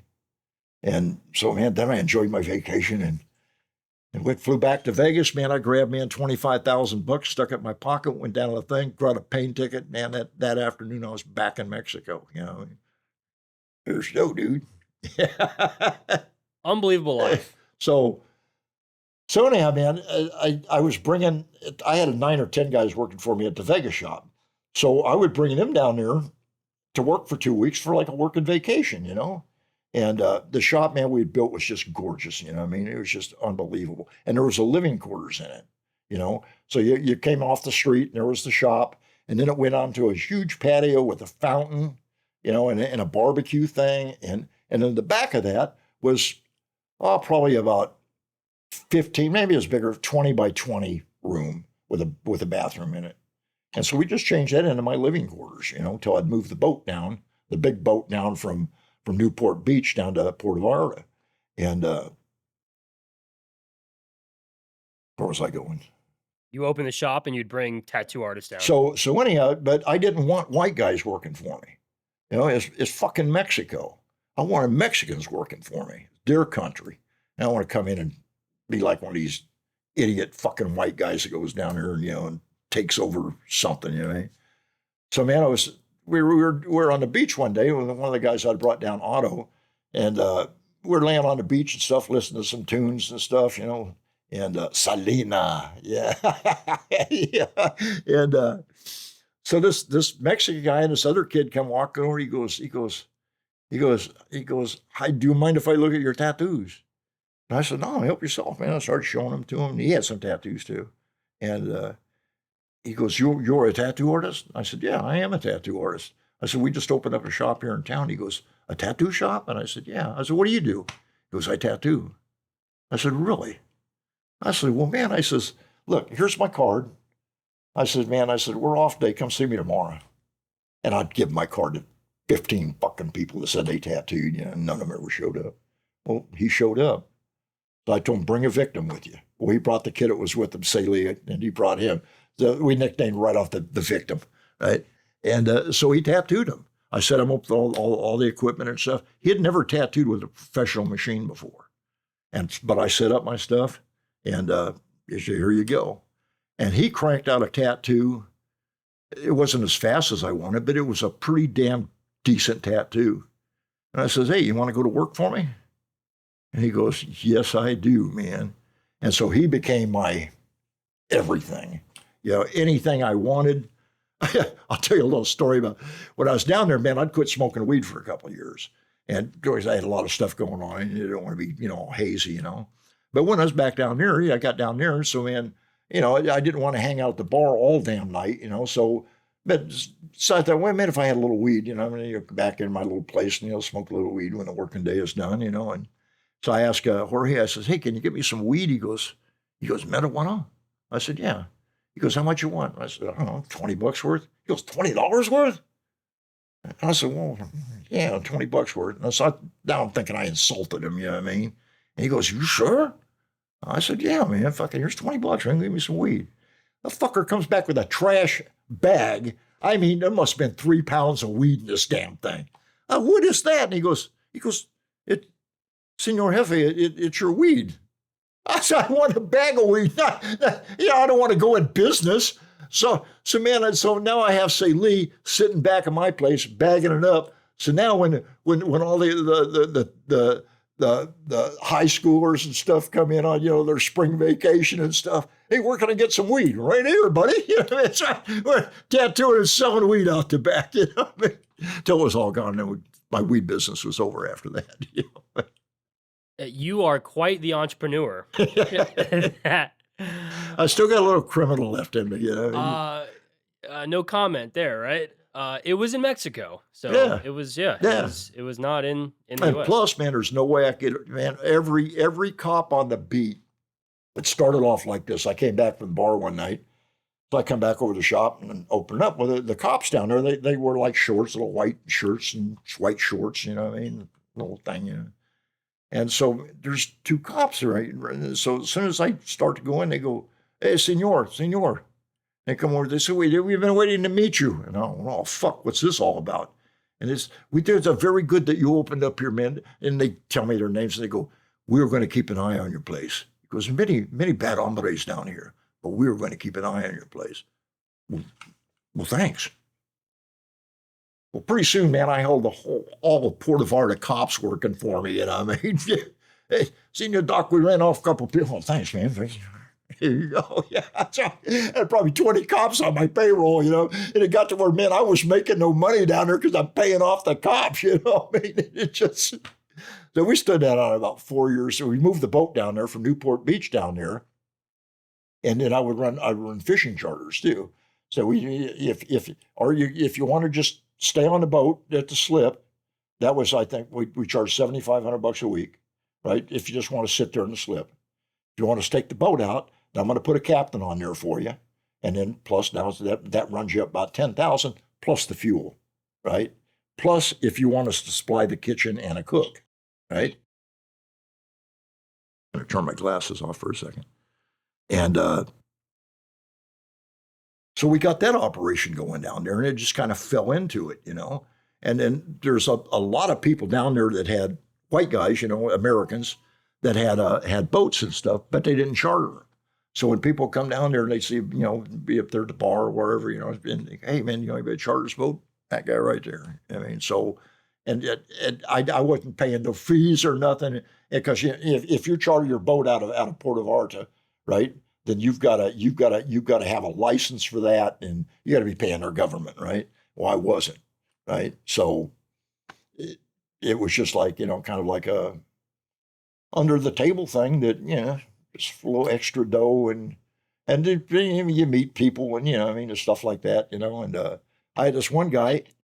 When I was flying down there, he got on the plane. We both got on the plane because I'd fly from Vegas to L.A. and L.A. to Puerto Vallarta. And so when I board on there in L.A., I always flew first class, and this guy comes sit next to me, right? And he's dressed about as raggedy as I am, I mean? And Levi's and a T-shirt on, I mean? So we get talking and shit, and so he tells me, I'm kind of telling him what we do, and he's a crab fisherman out of Alaska. And he just had to get out of there, because, the cold's killing him. You got to get down in a warm spot, every now and then. And I says, what are you going to do down here? He goes, you know what? He says, Doc, he says, I was so disgusted and so burnt out. I just walked over to the airport, bought a ticket, and here I am. I didn't know where I'm going to stay. I said, well, you're a boat guy. You want to stay on my boat? He goes, I don't know, man. How big's your boat? I said, 70-footer. I said, man, I got 3 staterooms on that boat, man. I said, mine, 2 spare ones, and plus cruise quarters that you can't stay in. He goes, you don't mind? I said, no, man. I says, and so he says, well, fuck that. He goes, I got to pay you for it. I said, no, you don't, man. I says, you said it ain't going to cost me more and more with you on the boat than, I said, plus you got a couple of good stories here. You might have some more, what I mean? And so we get talking. He goes, he says, I've been coming down here for the last 15 years and chartering a boat every time I come down here. He says, I've been to Mazatlan, Acapulco, and here twice, and Cabo. And he says, I charter a boat, and he goes, man, to catch a marlin. And he said, I've never caught one. He said, I've spent probably $30,000 on charter boats and never caught a marlin. I said, well, boy, your luck just changed, man. I said, we've never been skunked. He goes, really, you've caught marlin? I said, yeah. He goes, how many marlin you figure you cut? I said, there's a logbook. You check it out. He goes, really? I grabbed it off the dash, man. I handed it to him. Now we're off the planet on the boat now. And so he starts looking at this shit and he goes, bullshit. I said, you think we'd write down bullshit in a fucking ship's log? He goes, really? You guys have caught this many marlin? I says, well, we're going out tomorrow. Your mind is fixing to be blowing. First day, he hooked up 3 of them. And this guy was he was just beside himself. He was so happy, you know what I mean? And so he goes, and so that he stayed there, I guess, 6 days or something. He went back. But he gave me his phone number and his address. And he goes, man, you ever get up there, or he goes, if you ever want some fucking crab, you call me. So I get back, 6 months goes by or some shit, and I'm telling the story to somebody in the shop, and they go, did you ever get any of them crab? And I went, no, I never called him on it, you know. And he goes, you should. You know what? You're right. Hey, Bob, this is Doc. I don't know if you remember or not. You stayed on my boat down. Yeah, Doc, man. How the hell you doing, man? Bob, where you at, man? Are you up here? No, so I'm in Vegas, man. I said, but me, you know, I'd kind of like to take you up on that king crab thing, man. You think you could ship me down a few pounds of that? And he goes, you bet, man. Fucking, how much you want? I said, well, fucking, I don't know. You know what I mean? Fucking 10, 20 pounds, you know. And I said, I'm willing to pay you for it. You know, and he goes, you ain't paying for shit, man. He goes, expect a call here soon. I said, okay. Hangs up the phone. I don't know what that was all about, right? About 8 hours later, about 6 o'clock at night, something like that, 7 o'clock at night, I get a call from the airport. Hey, you got a delivery here? The delivery? What do you mean? Get delivery of what? I don't know. It's from Alaska. It's in a freezer box. Really? So yeah, you can come down and pick it up at not the main airport. They got a little side airport here in Vegas. He goes, come down to the private airport. Or he said, if you want $50 to deliver it. I said, well, get the delivering then, buddy. He brought down a fucking 80 fucking pounds. And these legs, one leg you put them together and it would be as wide as your arm span. Just big, just knuckles like that, you know. It's like, holy moly, you know what I mean? And boy, we had a feast. We had a barbecue to blow your mind, you know what I mean? But have you kept in touch with him? Huh? Have you kept in touch with Bob? Nope. You should give him a call. I don't have his number, man. Oh, man, you're killing me. Yeah, I lost his number shortly after that, yeah. But, oh, man, what a story. But How many marlin do you think you've caught? Me or the boat? Both. Ballpark it. The boat got to be 150. And personally, 40, 50. I don't know. What a life. Yeah. Yeah, because we'd go out for a week and a half, never see shore, boat never stopped. Yeah, so. And then there's a place called The Rock, about 40, 50 miles offshore of Puerto Vallarta. Once you get out of Puerto Vallarta, man, that bay is only second to Hong Kong. That's how big it is. Hong Kong's bigger, but Puerto Vallarta's the second largest in the world, I think. So it take us 3 hours to get out of the, and they had this place called The Rock. It was about 30 feet under the water, even at low tide, and about 40 miles, 50 miles offshore. So we'd get out there at night and we'd drop an anchor on The Rock, front and rear, keep the boat, from swinging around so much, And daylight come, we'd start fishing. We'd start headed down to Acapulco or somewhere and watch the cliff divers, just that kind of life, man. Just as the most fun I've ever had in my life, I think. Yeah, just. What years were those? Oh, okay. We were 80s, 90s, or that was in the 2000s? Gosh, man, my mind's so screwed up now. Okay, let me think here. It would have been from about 95 to 2000. I think I sold the boat. I think I sold the boat in 99. 99, yeah. Remarkable. Yeah. And then Butch, the kid that he had worked for me for years off and on. And there's nothing this kid couldn't do. In Vegas? In Vegas, yeah. And one time I told him, I said, man, I said, who do you know builds block walls? And he goes, me. I said, what do you know about? I didn't know you. He goes, well, I don't know nothing yet. I says, well, tell me what's on your mind. So I got to go to the library. I got to check out a couple books. So he went down to the library, checked out a couple books. A couple of days later, he goes, okay, well, let's say here's what we're going to need. And yeah, I had a half acre there in Vegas. I block walled 3 sides of it, gate out front and all that stuff.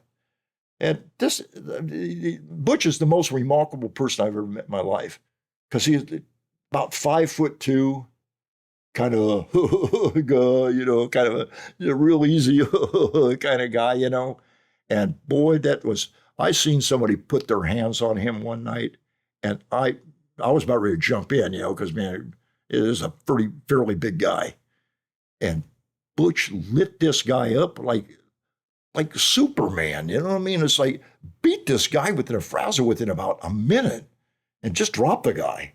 And I was like, damn, yeah.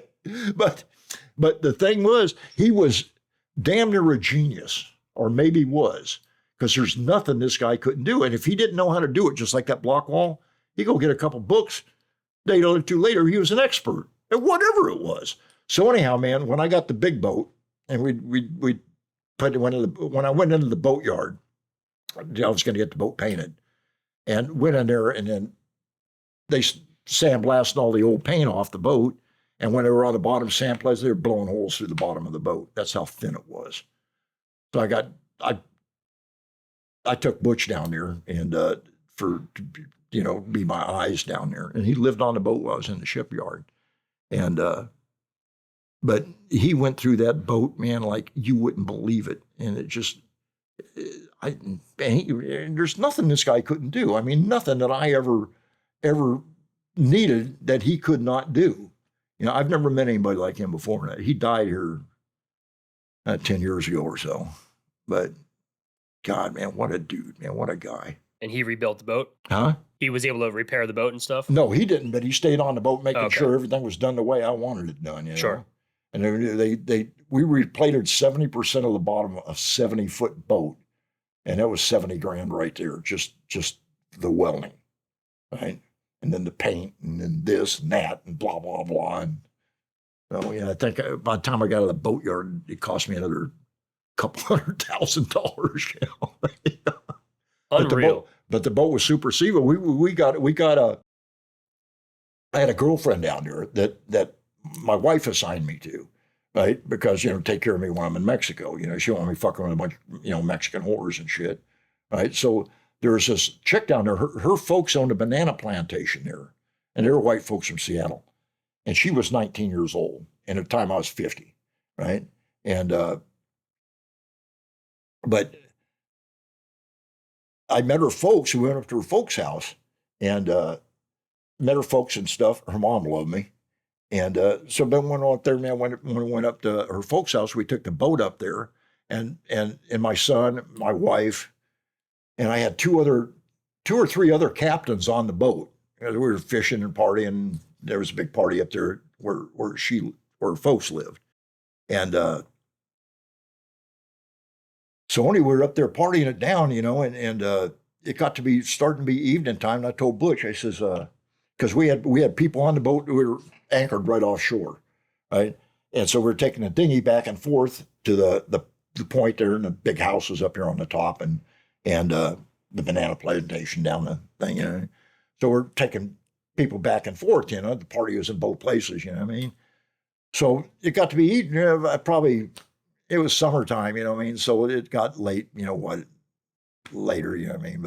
But anyhow, I told Butch, I said, you know what, Butch, run me a weather fax. And he goes, boss, the fax is, it's beautiful out. I said, you know what? I says, but you notice something, there's no offshore breeze, there's no onshore breeze, and there should be. And he goes, he says, you're right. I said, run me a weather fax. So he types it in and starts kicking out the shit. And son of a bitch, 130 miles south of us, hurricane's coming right at us. So I said, shit, man, we got to get out of here, Butch. So we started get all the people on the boat. We're going on the shore. We're taking them in the shore. People was on shore, bringing them back on the boat, and we got to get out of there. So we went from a flat sea, and within an hour of us running that thing, pulling up that weather fax, it went from a completely fat ocean to 5 and 6 foot waves coming at us, and we were still on the anchors. We got the anchors up, and we took off. Well, it's about 8 hours from Puerto Vallarta up to Punta Mita. It took me 26 hours to get back. And we got beat to death in that hurricane, man. And we were hitting.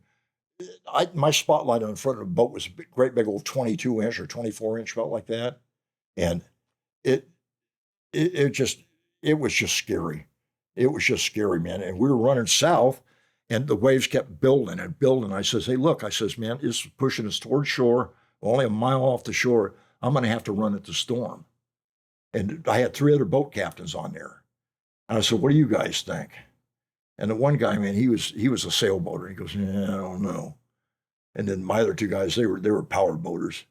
I said, I don't know if you got any choice, Doc. I said, I don't think we do. I said, we're going to have to run at that fucking eye of that fucking hurricane.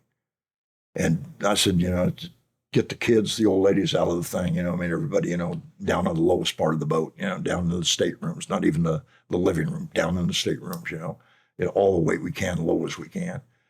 So I said, man, I'm going to have to turn at this thing. And here we go. And man, when I turned that thing, I was turning that boat, we got almost straightened out, and I had twin 671s on it. And they're going like they're dying out. Now, what the hell? And I take my throttles and I push the throttles up, and they respond immediately. And then all of a sudden, dawned me what happened. We were going uphill. I pulled them throttles back all the way as fast as I could, and just about that time, we bridged the top of that. And we come down that wave, and when we hit the bottom of it, it covered the whole front of we buried the nose of this boat into the waves are like, and man, I buried the nose in that boat. We had like, I don't know, 10, 15 foot of water coming at us on the bridge, or in the pilot house. Not the bridge, the pilot house. And we all knew the windows were going to come out of that thing. We all ducked. And if water hit that thing, that boat bounced up, all the windows stayed. Everything's shit. Hey, we're okay. Yeah. But about 26 hours to get back to port, it done wore me out. I'd never 26 behind a wheel, and you're not on autopilot. You're constantly making the adjustments to that thing. My wheel on that thing was that, but remarkable. Never want to do that again. I don't blame you. So you spent a lot of time in Mexico. The gentleman's name. Oh, I was going to tell you, man, about the other shops there. That's how that came about. Sure. Right? Jorge Garcia, right? Pardon me? His name was Jorge Garcia. Right. Right. Right. What made you move to London?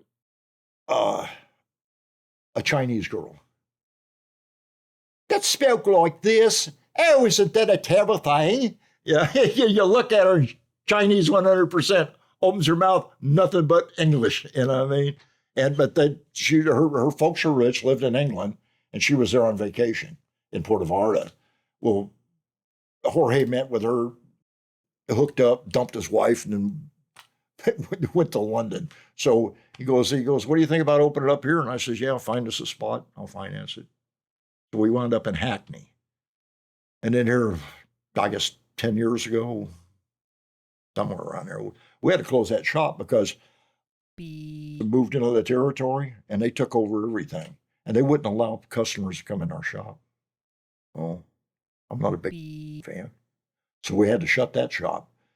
Well, while he was that, he meets this other girl, dumps the Chinese one, hooks up with this other one, Christina, and she's from Germany. So she does her apprenticeship there in England, for that shop got shut down, and she wants to go back to Germany. So she goes back to Germany. She opens up another Las Vegas tattoo company that I finance, right? So now we got at that time, we had the Vegas shop, the Puerto Vallarta shop, the London, that was before it got shut down, and then the Germany shop, you know what I mean? And, but anyway, it's like the same. I don't own that shop no more because once you've worked for me for 10 years, like in a satellite shop like that, not this shop. But once you run that shop for 10 years, it's your shop. I back out. It's your shop now. Where did your hospitality? Where can you attribute your hospitality from? Getting kicked around when I was a kid. That not many people were nice to me, but the ones that did, I respected highly. And I had different examples, of adults to grow up like. And I didn't want to grow up like these bastards. I want to grow up with these people, man, that could talk to people, were friendly, weren't out to get you. So that's kind of the way as I got to where I was more my own man, to make my own decisions and all that stuff. That's just kind of the person I wanted to be. You know what I mean? I don't want hostilities with people. I want people to be respected, and I want to be respected. And like I say, I've done good in life. I don't mind helping out people somewhat. You know what I mean? And one of the things I don't talk about, and never will. But I just learned somewhere along there where to be a human being, and that everything's not about money. Not everything's about power. That there's other more valuable things in life: love and respect and honor, things like that. I agree. Right? Yeah, Wise words. yeah. What's a lesson that you want other people to learn from you?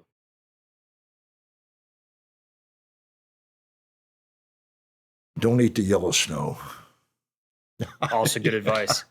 I don't know. I mean, it's just, I love it when I see people do good. I get young people that work for me and watch them work their way up, watch others fall by the wayside.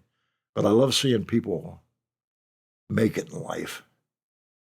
And if there's any part of that I can, whether it's just advice or a little support, a little financial, whatever it is, if I can be a help along there some way without selling myself to the devil, you know what I mean? I kind of enjoy it. You know what I mean? I kind of like seeing people smile, especially after they've had a real bad day or bad years or something, you know what I mean? Just, I don't know, just, it's it's easier to live happy than it is to learn, mad and sad and out to get folks and trying to get over on people and all that stuff. And it just makes no sense. Uh, you'll wind up hating yourself. Yeah, it's just, I don't know. I love people, man. It just, in a way, I love them and I hate them. You know what I mean? It's just like somebody's always doing something stupid. You go, what the fuck? You know what I mean? But on the other hand, I mean, it's just, there's so many wonderful people out there that sometimes I stand out in front of the shop and watch me work sometime. I'll stand out in front of the shop. People don't get by me without saying, hi, how are you today? How's your world going? So anybody walks by, I strike up a conversation with them and try to put a smile on their face, try to make them have a better day. And I don't know if any of that makes sense at all. It does. It's just, like I say, if you live a hard enough life when you're young, you don't want that life when you're old, and you don't want anybody else around you to have that, have that life. You know what I mean? Yeah, it's a lot easier to be happy and treat people right. Yeah. When are you most happy?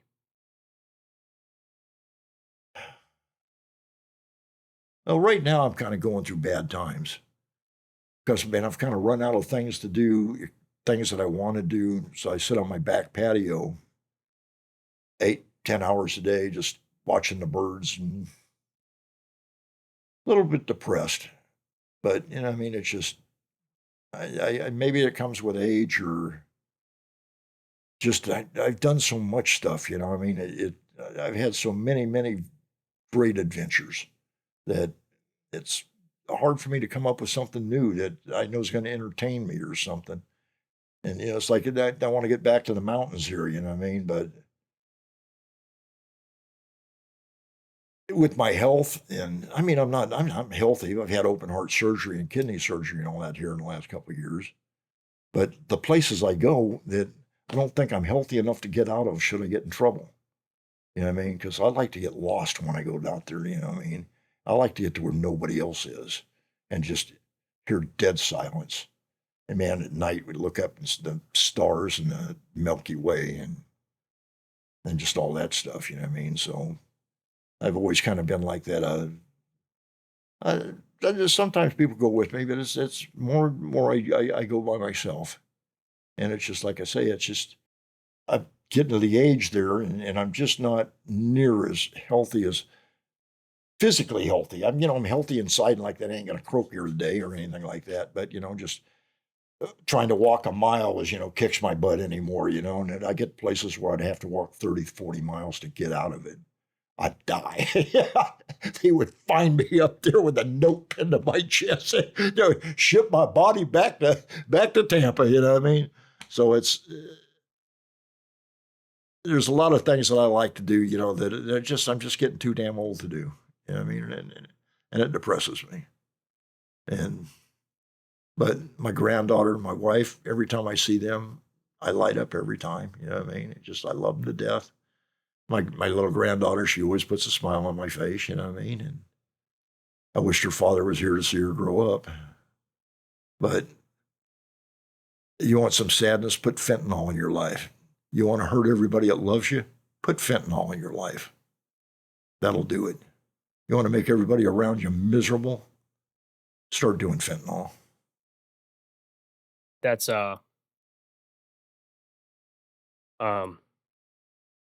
I took a lot of notes. And would you like to share about your son, Colt? He was amazing. Just amazing. A good looking guy. Tattoo circles around me. Didn't have a mean bone in his body. I never met anybody that does not like him. You know what I mean? And he would bring hope to everybody except for himself. And he got involved with fentanyl, and he'd been to rehab, I think, 4 or 5 times. And 2 years ago, he came home. 2.5 years ago, he came home in January and spent a few days with us. He had completed his drug treatment thing, and he had went back, and he was only going to be there about another 2 weeks, and he was going to be back home. And I don't know, man. He got weak somehow, went and got himself some fentanyl. And he was in the halfway house with this couple other guys, and I guess he went in the bathroom and shot up, and that was the last time. They found him dead on the floor the next morning.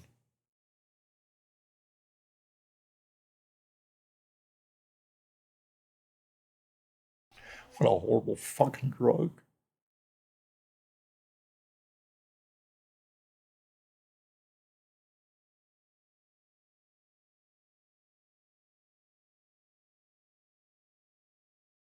I miss him so much.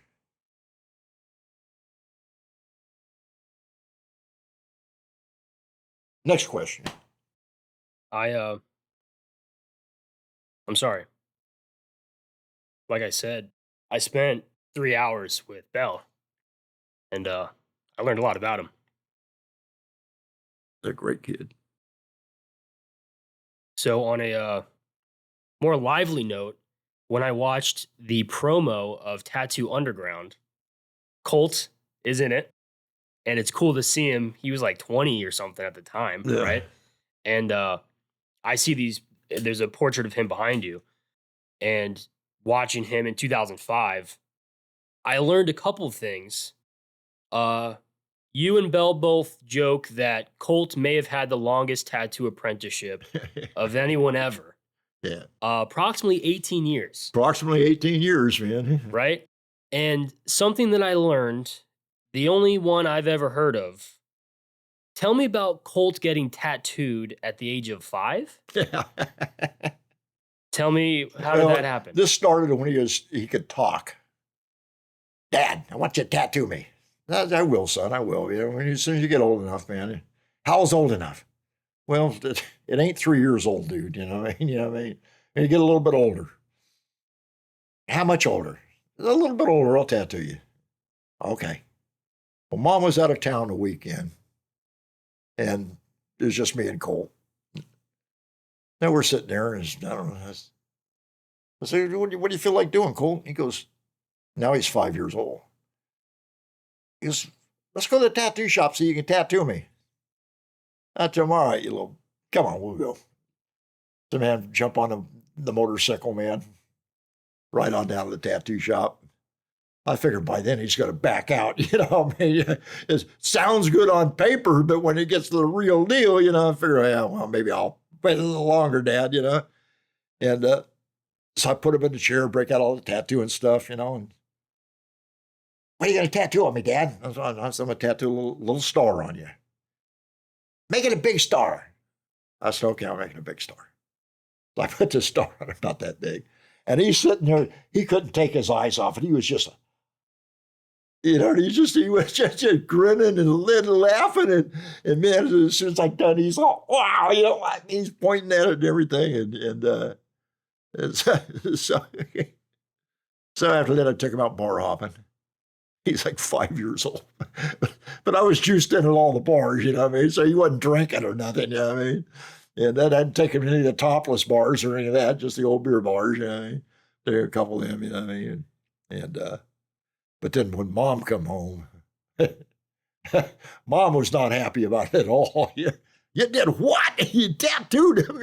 Yeah, my luck. You know what I mean? Yeah, well, I guess it ain't so bad, you know what I mean? I told her, yeah, he's good. Identified mark in case anything ever happens, you know what I mean? And I kind of talked her into it, what a great idea it was, you know? And she bought in and went along with it. Yeah. I don't think she had any choice, right? The deed was done. At that point, yeah. Well, if there's one way to describe Colt, it's being a badass, wanting to get tattooed at 5 years old.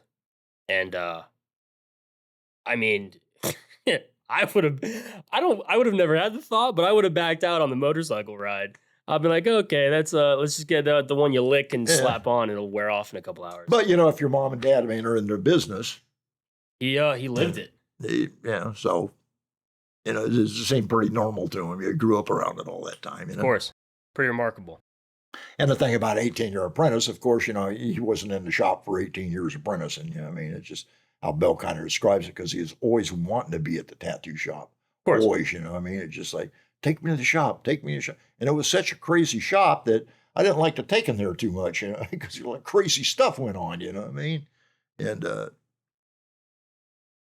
but man, he sure turned out to be a great artist, man. It just like, some people got a mind for it and other people don't. I'm the ones that don't.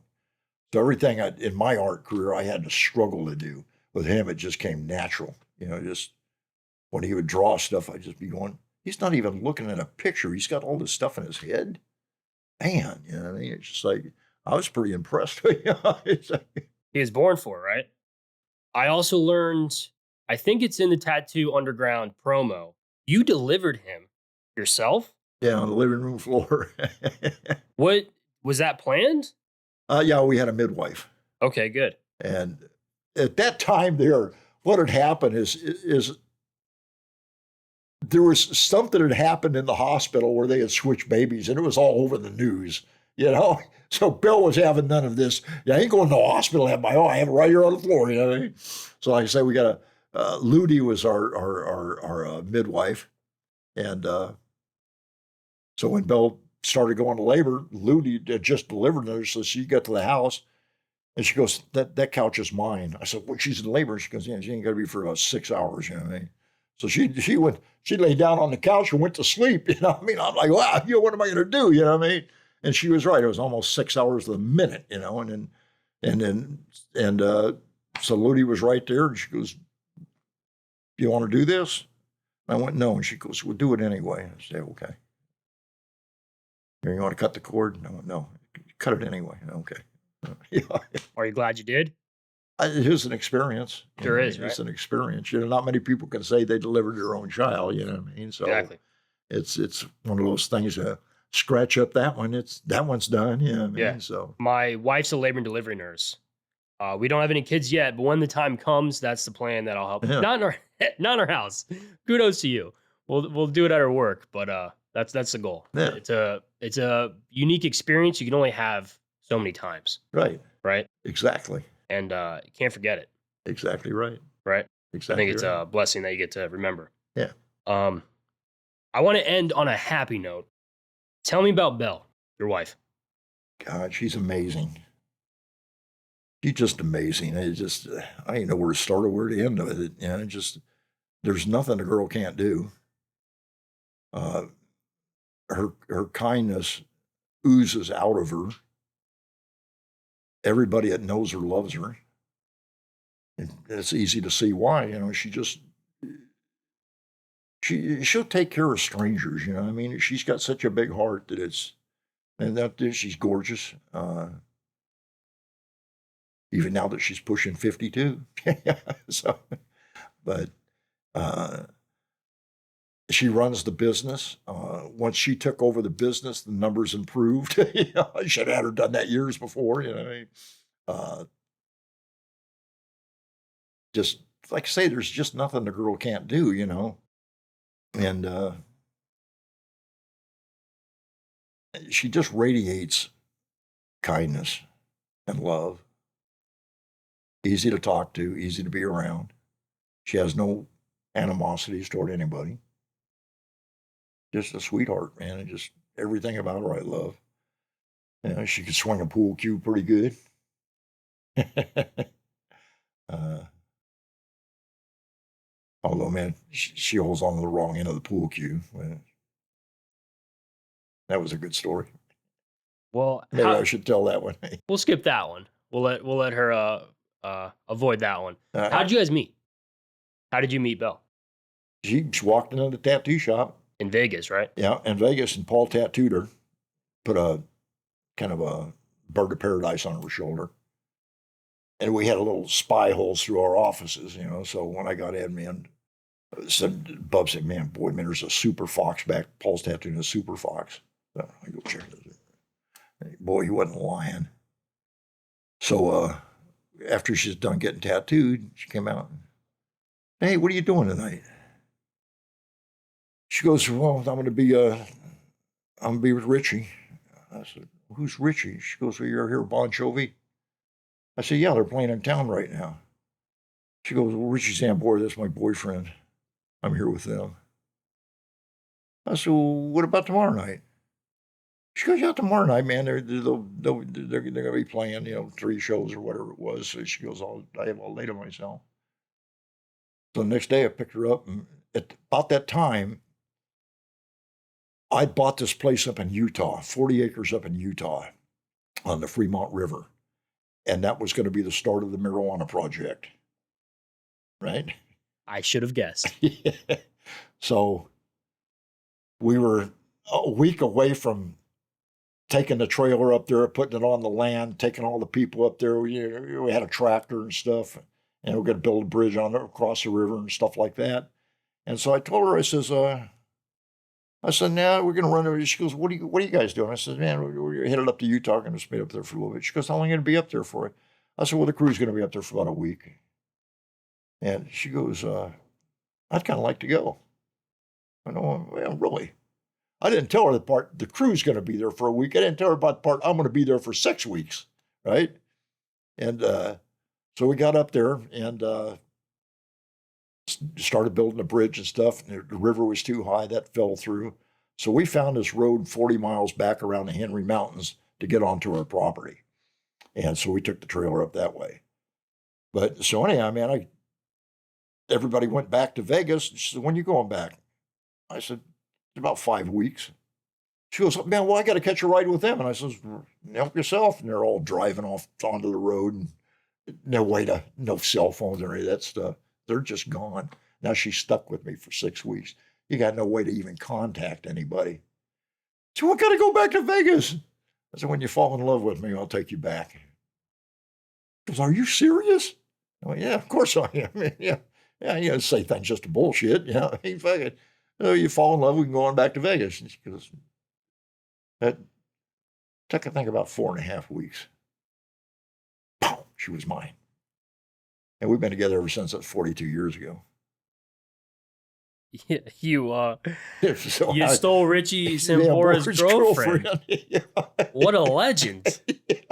Does he know your name? Does he know, or he just thinks that she disappeared one day? What happened? I don't know how it went down. Well, I don't know. I imagine all the rock it. stars got so many women, it really don't matter, you know what I mean? But Unreal. I'm sure he must ask questions or something. At some point. There was nowhere to get an answer from, you know what I mean? So yeah.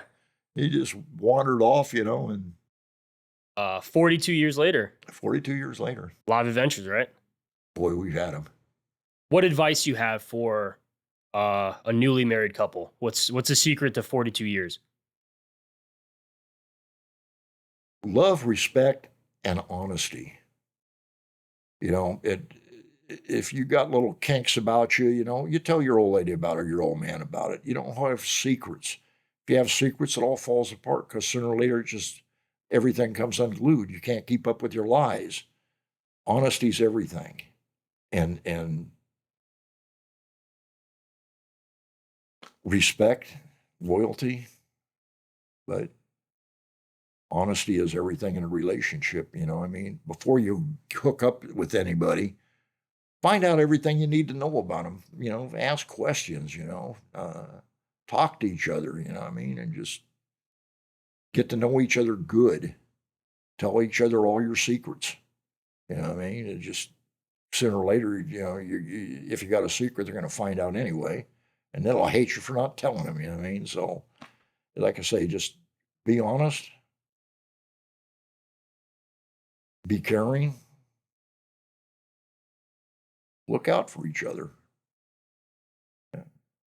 One of them's having a bad day, recognize it. Do whatever it is, man. You know, if you got to go put clown makeup on, make them laugh, whatever, you know what I mean? Just change their mood. And that's your job when you're somebody's mate. You know what I mean? You'll both have bad days, you'll both have good days, you know what I mean? But when one's having a bad day, it's up to you to make it a good day. You noted knowing your spouse, but I think too many people don't know themselves before that That's point. the truth.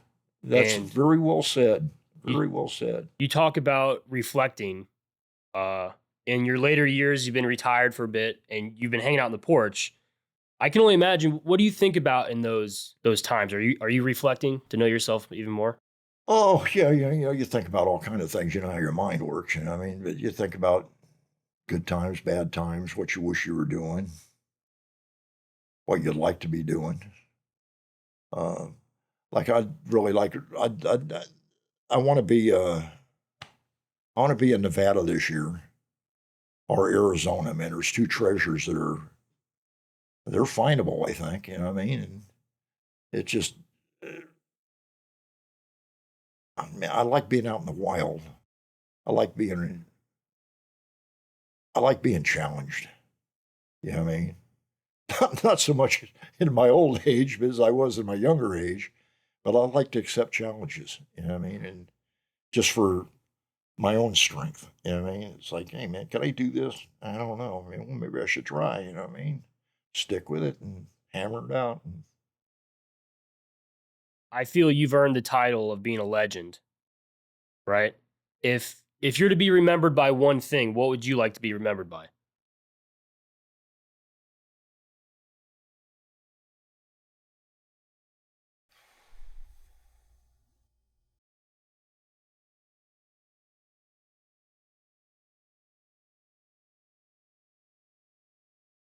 that I love intensely, that I'd pretty much kill for my crew or my friends. I don't know. You know what I mean? That's a tough question. I don't know. You just, Loyalty. yeah, loyalty. Like I say, you get to my age, pretty much all your friends are dead. All the people you partied with are dead. And also, you got to you got to live with a lot of memories, good and bad, of what you've done in your life. And hopefully, you know, when you get to this age, you've done more good than bad. You know, you've tried to help people, tried to look out for the people that you love, try to look out for strangers too. But, you know, I mean, if you try to live with a pure heart, man, you'll slip into old age a lot easier than not. You know, I mean, it just, man, just I don't know what to say about all that. Yeah, and just I know what gets me through, and like I say, I sit on that back porch, and every day I think about just about everybody I know that was friends that are dead. Think about the fun times, think about the bad times, think about what I want to do now, and I'm having a real hard time coming up with stuff to keep me interested right now because it seems like I've done everything I've ever wanted to do till I wore it out, and now I'm just having a hard time coming up with stuff to even do. You know that excites me. You know, think about the last thing on my do list is I haven't seen the pyramids yet. Been all over the world, but I haven't seen the damn pyramids yet. So I'd kind of like to get to that, you know, before I'm dead. You know, I mean, maybe the next couple of years, because it's got to be impressive. It's got to be. Looking at a picture's one thing. Being there is, and that's the same with the Grand Canyon or the Grand Tetons, the Sierras, all them places. You know, they look great in pictures, but boy, till you experience and smell the air yourself, you ain't been there. You know what I mean? It just get out, have adventures, man. You know what I mean? Don't make excuses for your life, ever. And one day you'll wake up my age, and if you haven't lived your dreams, you're right there at the too late doorstep. Don't wait for then. Yeah. Money's not everything. Adventures are. Experiences. Love is. Those are the things you want in your life, man, if you want to get to be my age and be happy. And I'm a pretty happy guy. You know what I mean? Like I say, you know, pushing 80, man, yeah, it's not something you get overjoyed about, but, you know, I mean, it's better than being dead, you know what I mean? But, do the things you want in life while you're still young. You get old, man, and then you're just too burnt out to do it. You said it very eloquently, and I think I've written about it. I write every week, and I think I've written before that you're the only one capable of killing your dream. That's right. You're the only one. That's right. So nobody else can stop you. As long as you don't smother your own dream, it's alive. Very well said. And exactly right. And I think you've lived them. You've lived all of your dreams, I believe, right? Well, we got to add the pyramids to the list. Every dumb thing I could ever think up, I did. Except see the pyramids, you know. But I'm not dead yet, so I might get to that too, you know what I mean? Let's get to them. Yeah. I have a gift for you. Did I tell you? No. I've got a small one. I write all of my notes in field notes, and I wrote a lot of notes on you. I wrote a lot of questions, and I've really, really enjoyed it. So everyone gets their own. Everyone gets their own little field notes, and they're cool. I like the feeling. I like the texture. They're made in the U.S. The brand I want to support. So this is for you. And thank you. Of course. I think as you reflect, write down the things you want to do. Hopefully the pyramids will be number one. And hopefully that'll be an inspiration of things to keep looking forward to. Because if there's anything I've learned from you just now in the time we've been hanging out, it's that adventure's there if you want it to be. Just when I think you can't tell me another story, you hit me with another adventure. And it sounds like the reason you kept finding them is you were open-minded and you kept looking for them. So I think the optimism is to keep looking for new adventures. Yeah. And adventure's different to everybody. I mean, what I find exciting, you know, other people would find boring. Sometimes, you know, I mean, just like buying a new car or something, that's a huge adventure for somebody. I mean, we've all got our different, what we'd like to do, where we'd like to go, what we'd like to see things, you know what I mean, like that. And we're all different. You know, I mean, like I say, what's important to me, you could care less about. You know, what I mean, same thing, vice versa. What you might find exciting, I might find boring. But point being is, get out and do things. You know, the things that you dream of, that you've always wanted to do. You know what I mean? Never make excuses for not doing it. Don't make the excuse, I don't have enough money, I don't have enough time. All that is bullshit. You know what I mean? Because don't wake up one day, man, like somebody, man, and just go, man, my life's gone, and man, all the adventures I wanted, I never got to take. Because, like I say, you only got that one life, and it's how you live it and what you do with it that's gonna lead you into your later life of, you know, peace and contentment and stuff. You know what I mean? But do what you want to do. Don't make up excuses why you can't do shit. Just do it. Gotta go after it. Pardon me? Gotta go after it. Gotta go after whatever it is. Whatever it is. And those adventures, like you said, they'll change. That's right. Now in your 80s, you got different adventures. That's right. Right? The adventure now is staying alive. You know? Exactly. I have just a couple things left. I have a huge thank you to Doc, to your wife, Belle, but I also have a huge thank you to Charlie Cheese Heisel. He's a tattoo artist. I interviewed him, and it got, I don't know if I told you this, it got so much attention on Instagram. I was trending as Tom Moschner tattoo artist, and I'm not a tattoo artist. I thought it was really funny that I really want to thank Cheese for connecting us. I was like, Cheese, who do you think I should hang out and chat with? And he's like, you got to connect with Doc. And I said, I don't know who that is. And he's like, send him a Facebook request. And I did. And I messaged you. And within a couple weeks, we're hanging out. And it feels like I've known you since, what year was it? 1977, right? And it's remarkable. Same thing with Belle. Like I said, we hung out for a long time.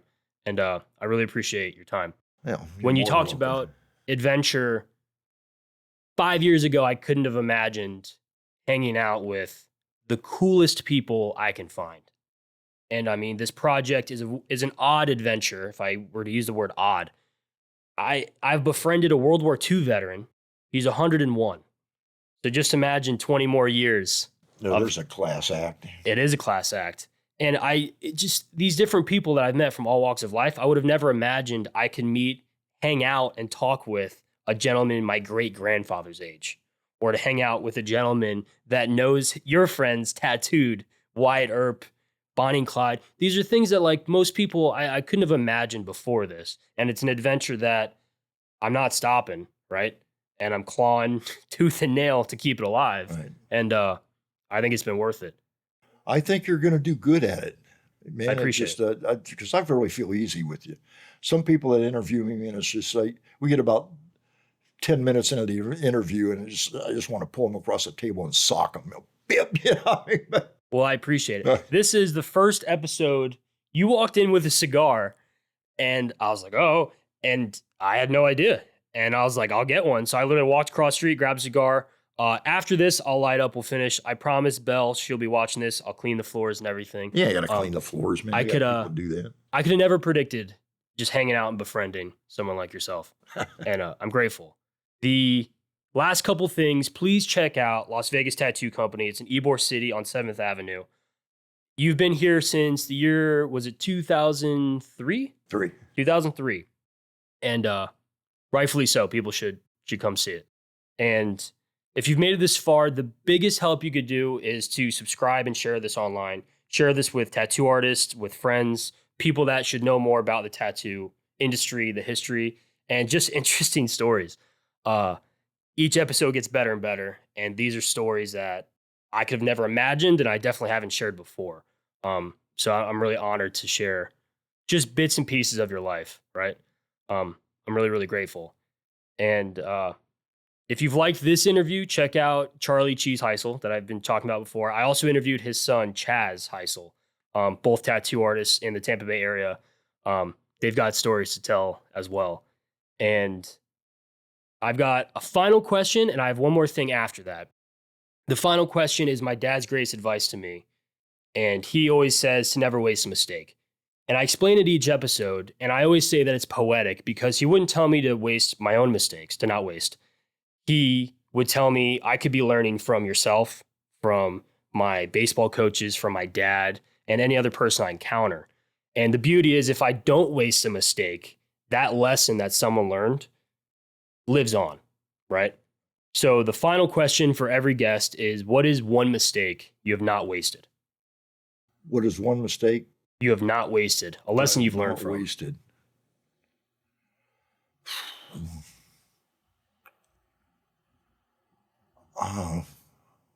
I guess, I don't know if this fits the thing, but when I have to take you back, man, to about 1963, I guess. And that I'd already done 2 years in jail, like we talked about. And I thought I was a badass. And I was a bully. And not proud of it all, you know what I mean? But I was a bully. And I went to Santa Monica High School. And one day I was going up the history book steps, and there was this kid coming down. He looked like a real Poindexter, had glasses on and stuff, carrying his books under his arm. As I walked past him, I slapped his books. They all hit the ground and stuff. And he kind of looked at me. You could tell he was mad, but I read it wrong. And I read it as scared. And so he picked his books up, and just about time he got him picked up, I slapped him out of his hand again. And he looked at me, he goes, "Don't do it again." And I told him, "Yeah, what are you going to do?" He goes, "Just don't do it again."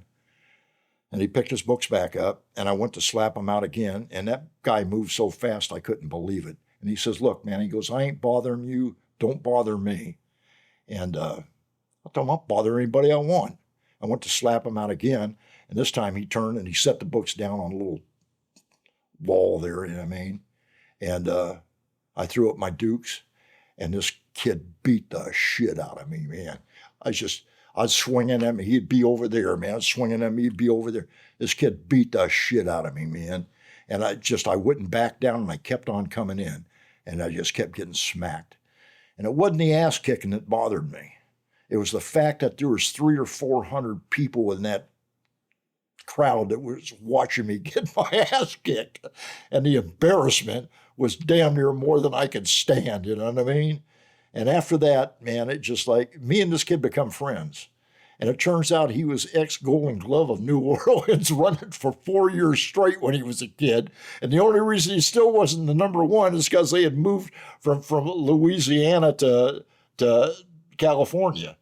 And that was the best lesson I'd ever learned in my life. It changed my life, literally changed my life. Because after that, it was like, I was never going to be the guy that looked that stupid. You know what I mean? That was the best learning lesson I think I've ever, that I remember. I'm sure there's many other ones, you know what I mean? But that one always sticks out in my mind of boy, I sure got my just desserts that day. You know what I mean? And it changed my life, literally, because I never wanted to be in that position again. And after I got to know the guy, he was such a good guy. And just for years, man, I was so ashamed of that. You know what I mean? That like I say, that changed my whole personality, really, is I never wanted to be that guy. And the next fight I got into was protecting some little guy in the same situation. I felt good on that one. You know, that's the guy I want to be. I want to be the hero, not the asshole. And you have been. Have been. One thing I didn't tell you. Colt Baker passed away on January 12th, 2024. I've done a lot of research, and I feel like I know him, right? You and your wife, Belle, started the first free Narcan in Ybor City on 7th Ave. And every year, you guys do a walk. And I want everyone to know it's on February 22nd, hosted by Las Vegas Tattoo Company. in Ybor City on 7th Avenue. And it's to honor Colt and all those that have passed away from fentanyl poisoning. And I hope this interview can spread a positive awareness on fentanyl poisoning. And it's a powerful drug that can help people in hospitals and hurt much more people on the streets. And the importance of having Narcan, knowing how Narcan works, knowing where to get it for free, and administering it when people need it. And I wanted to dedicate this episode in Colt Baker's honor. Doc, of course. Doc, I've had a blast. I feel honored to share your story, and I'm very grateful.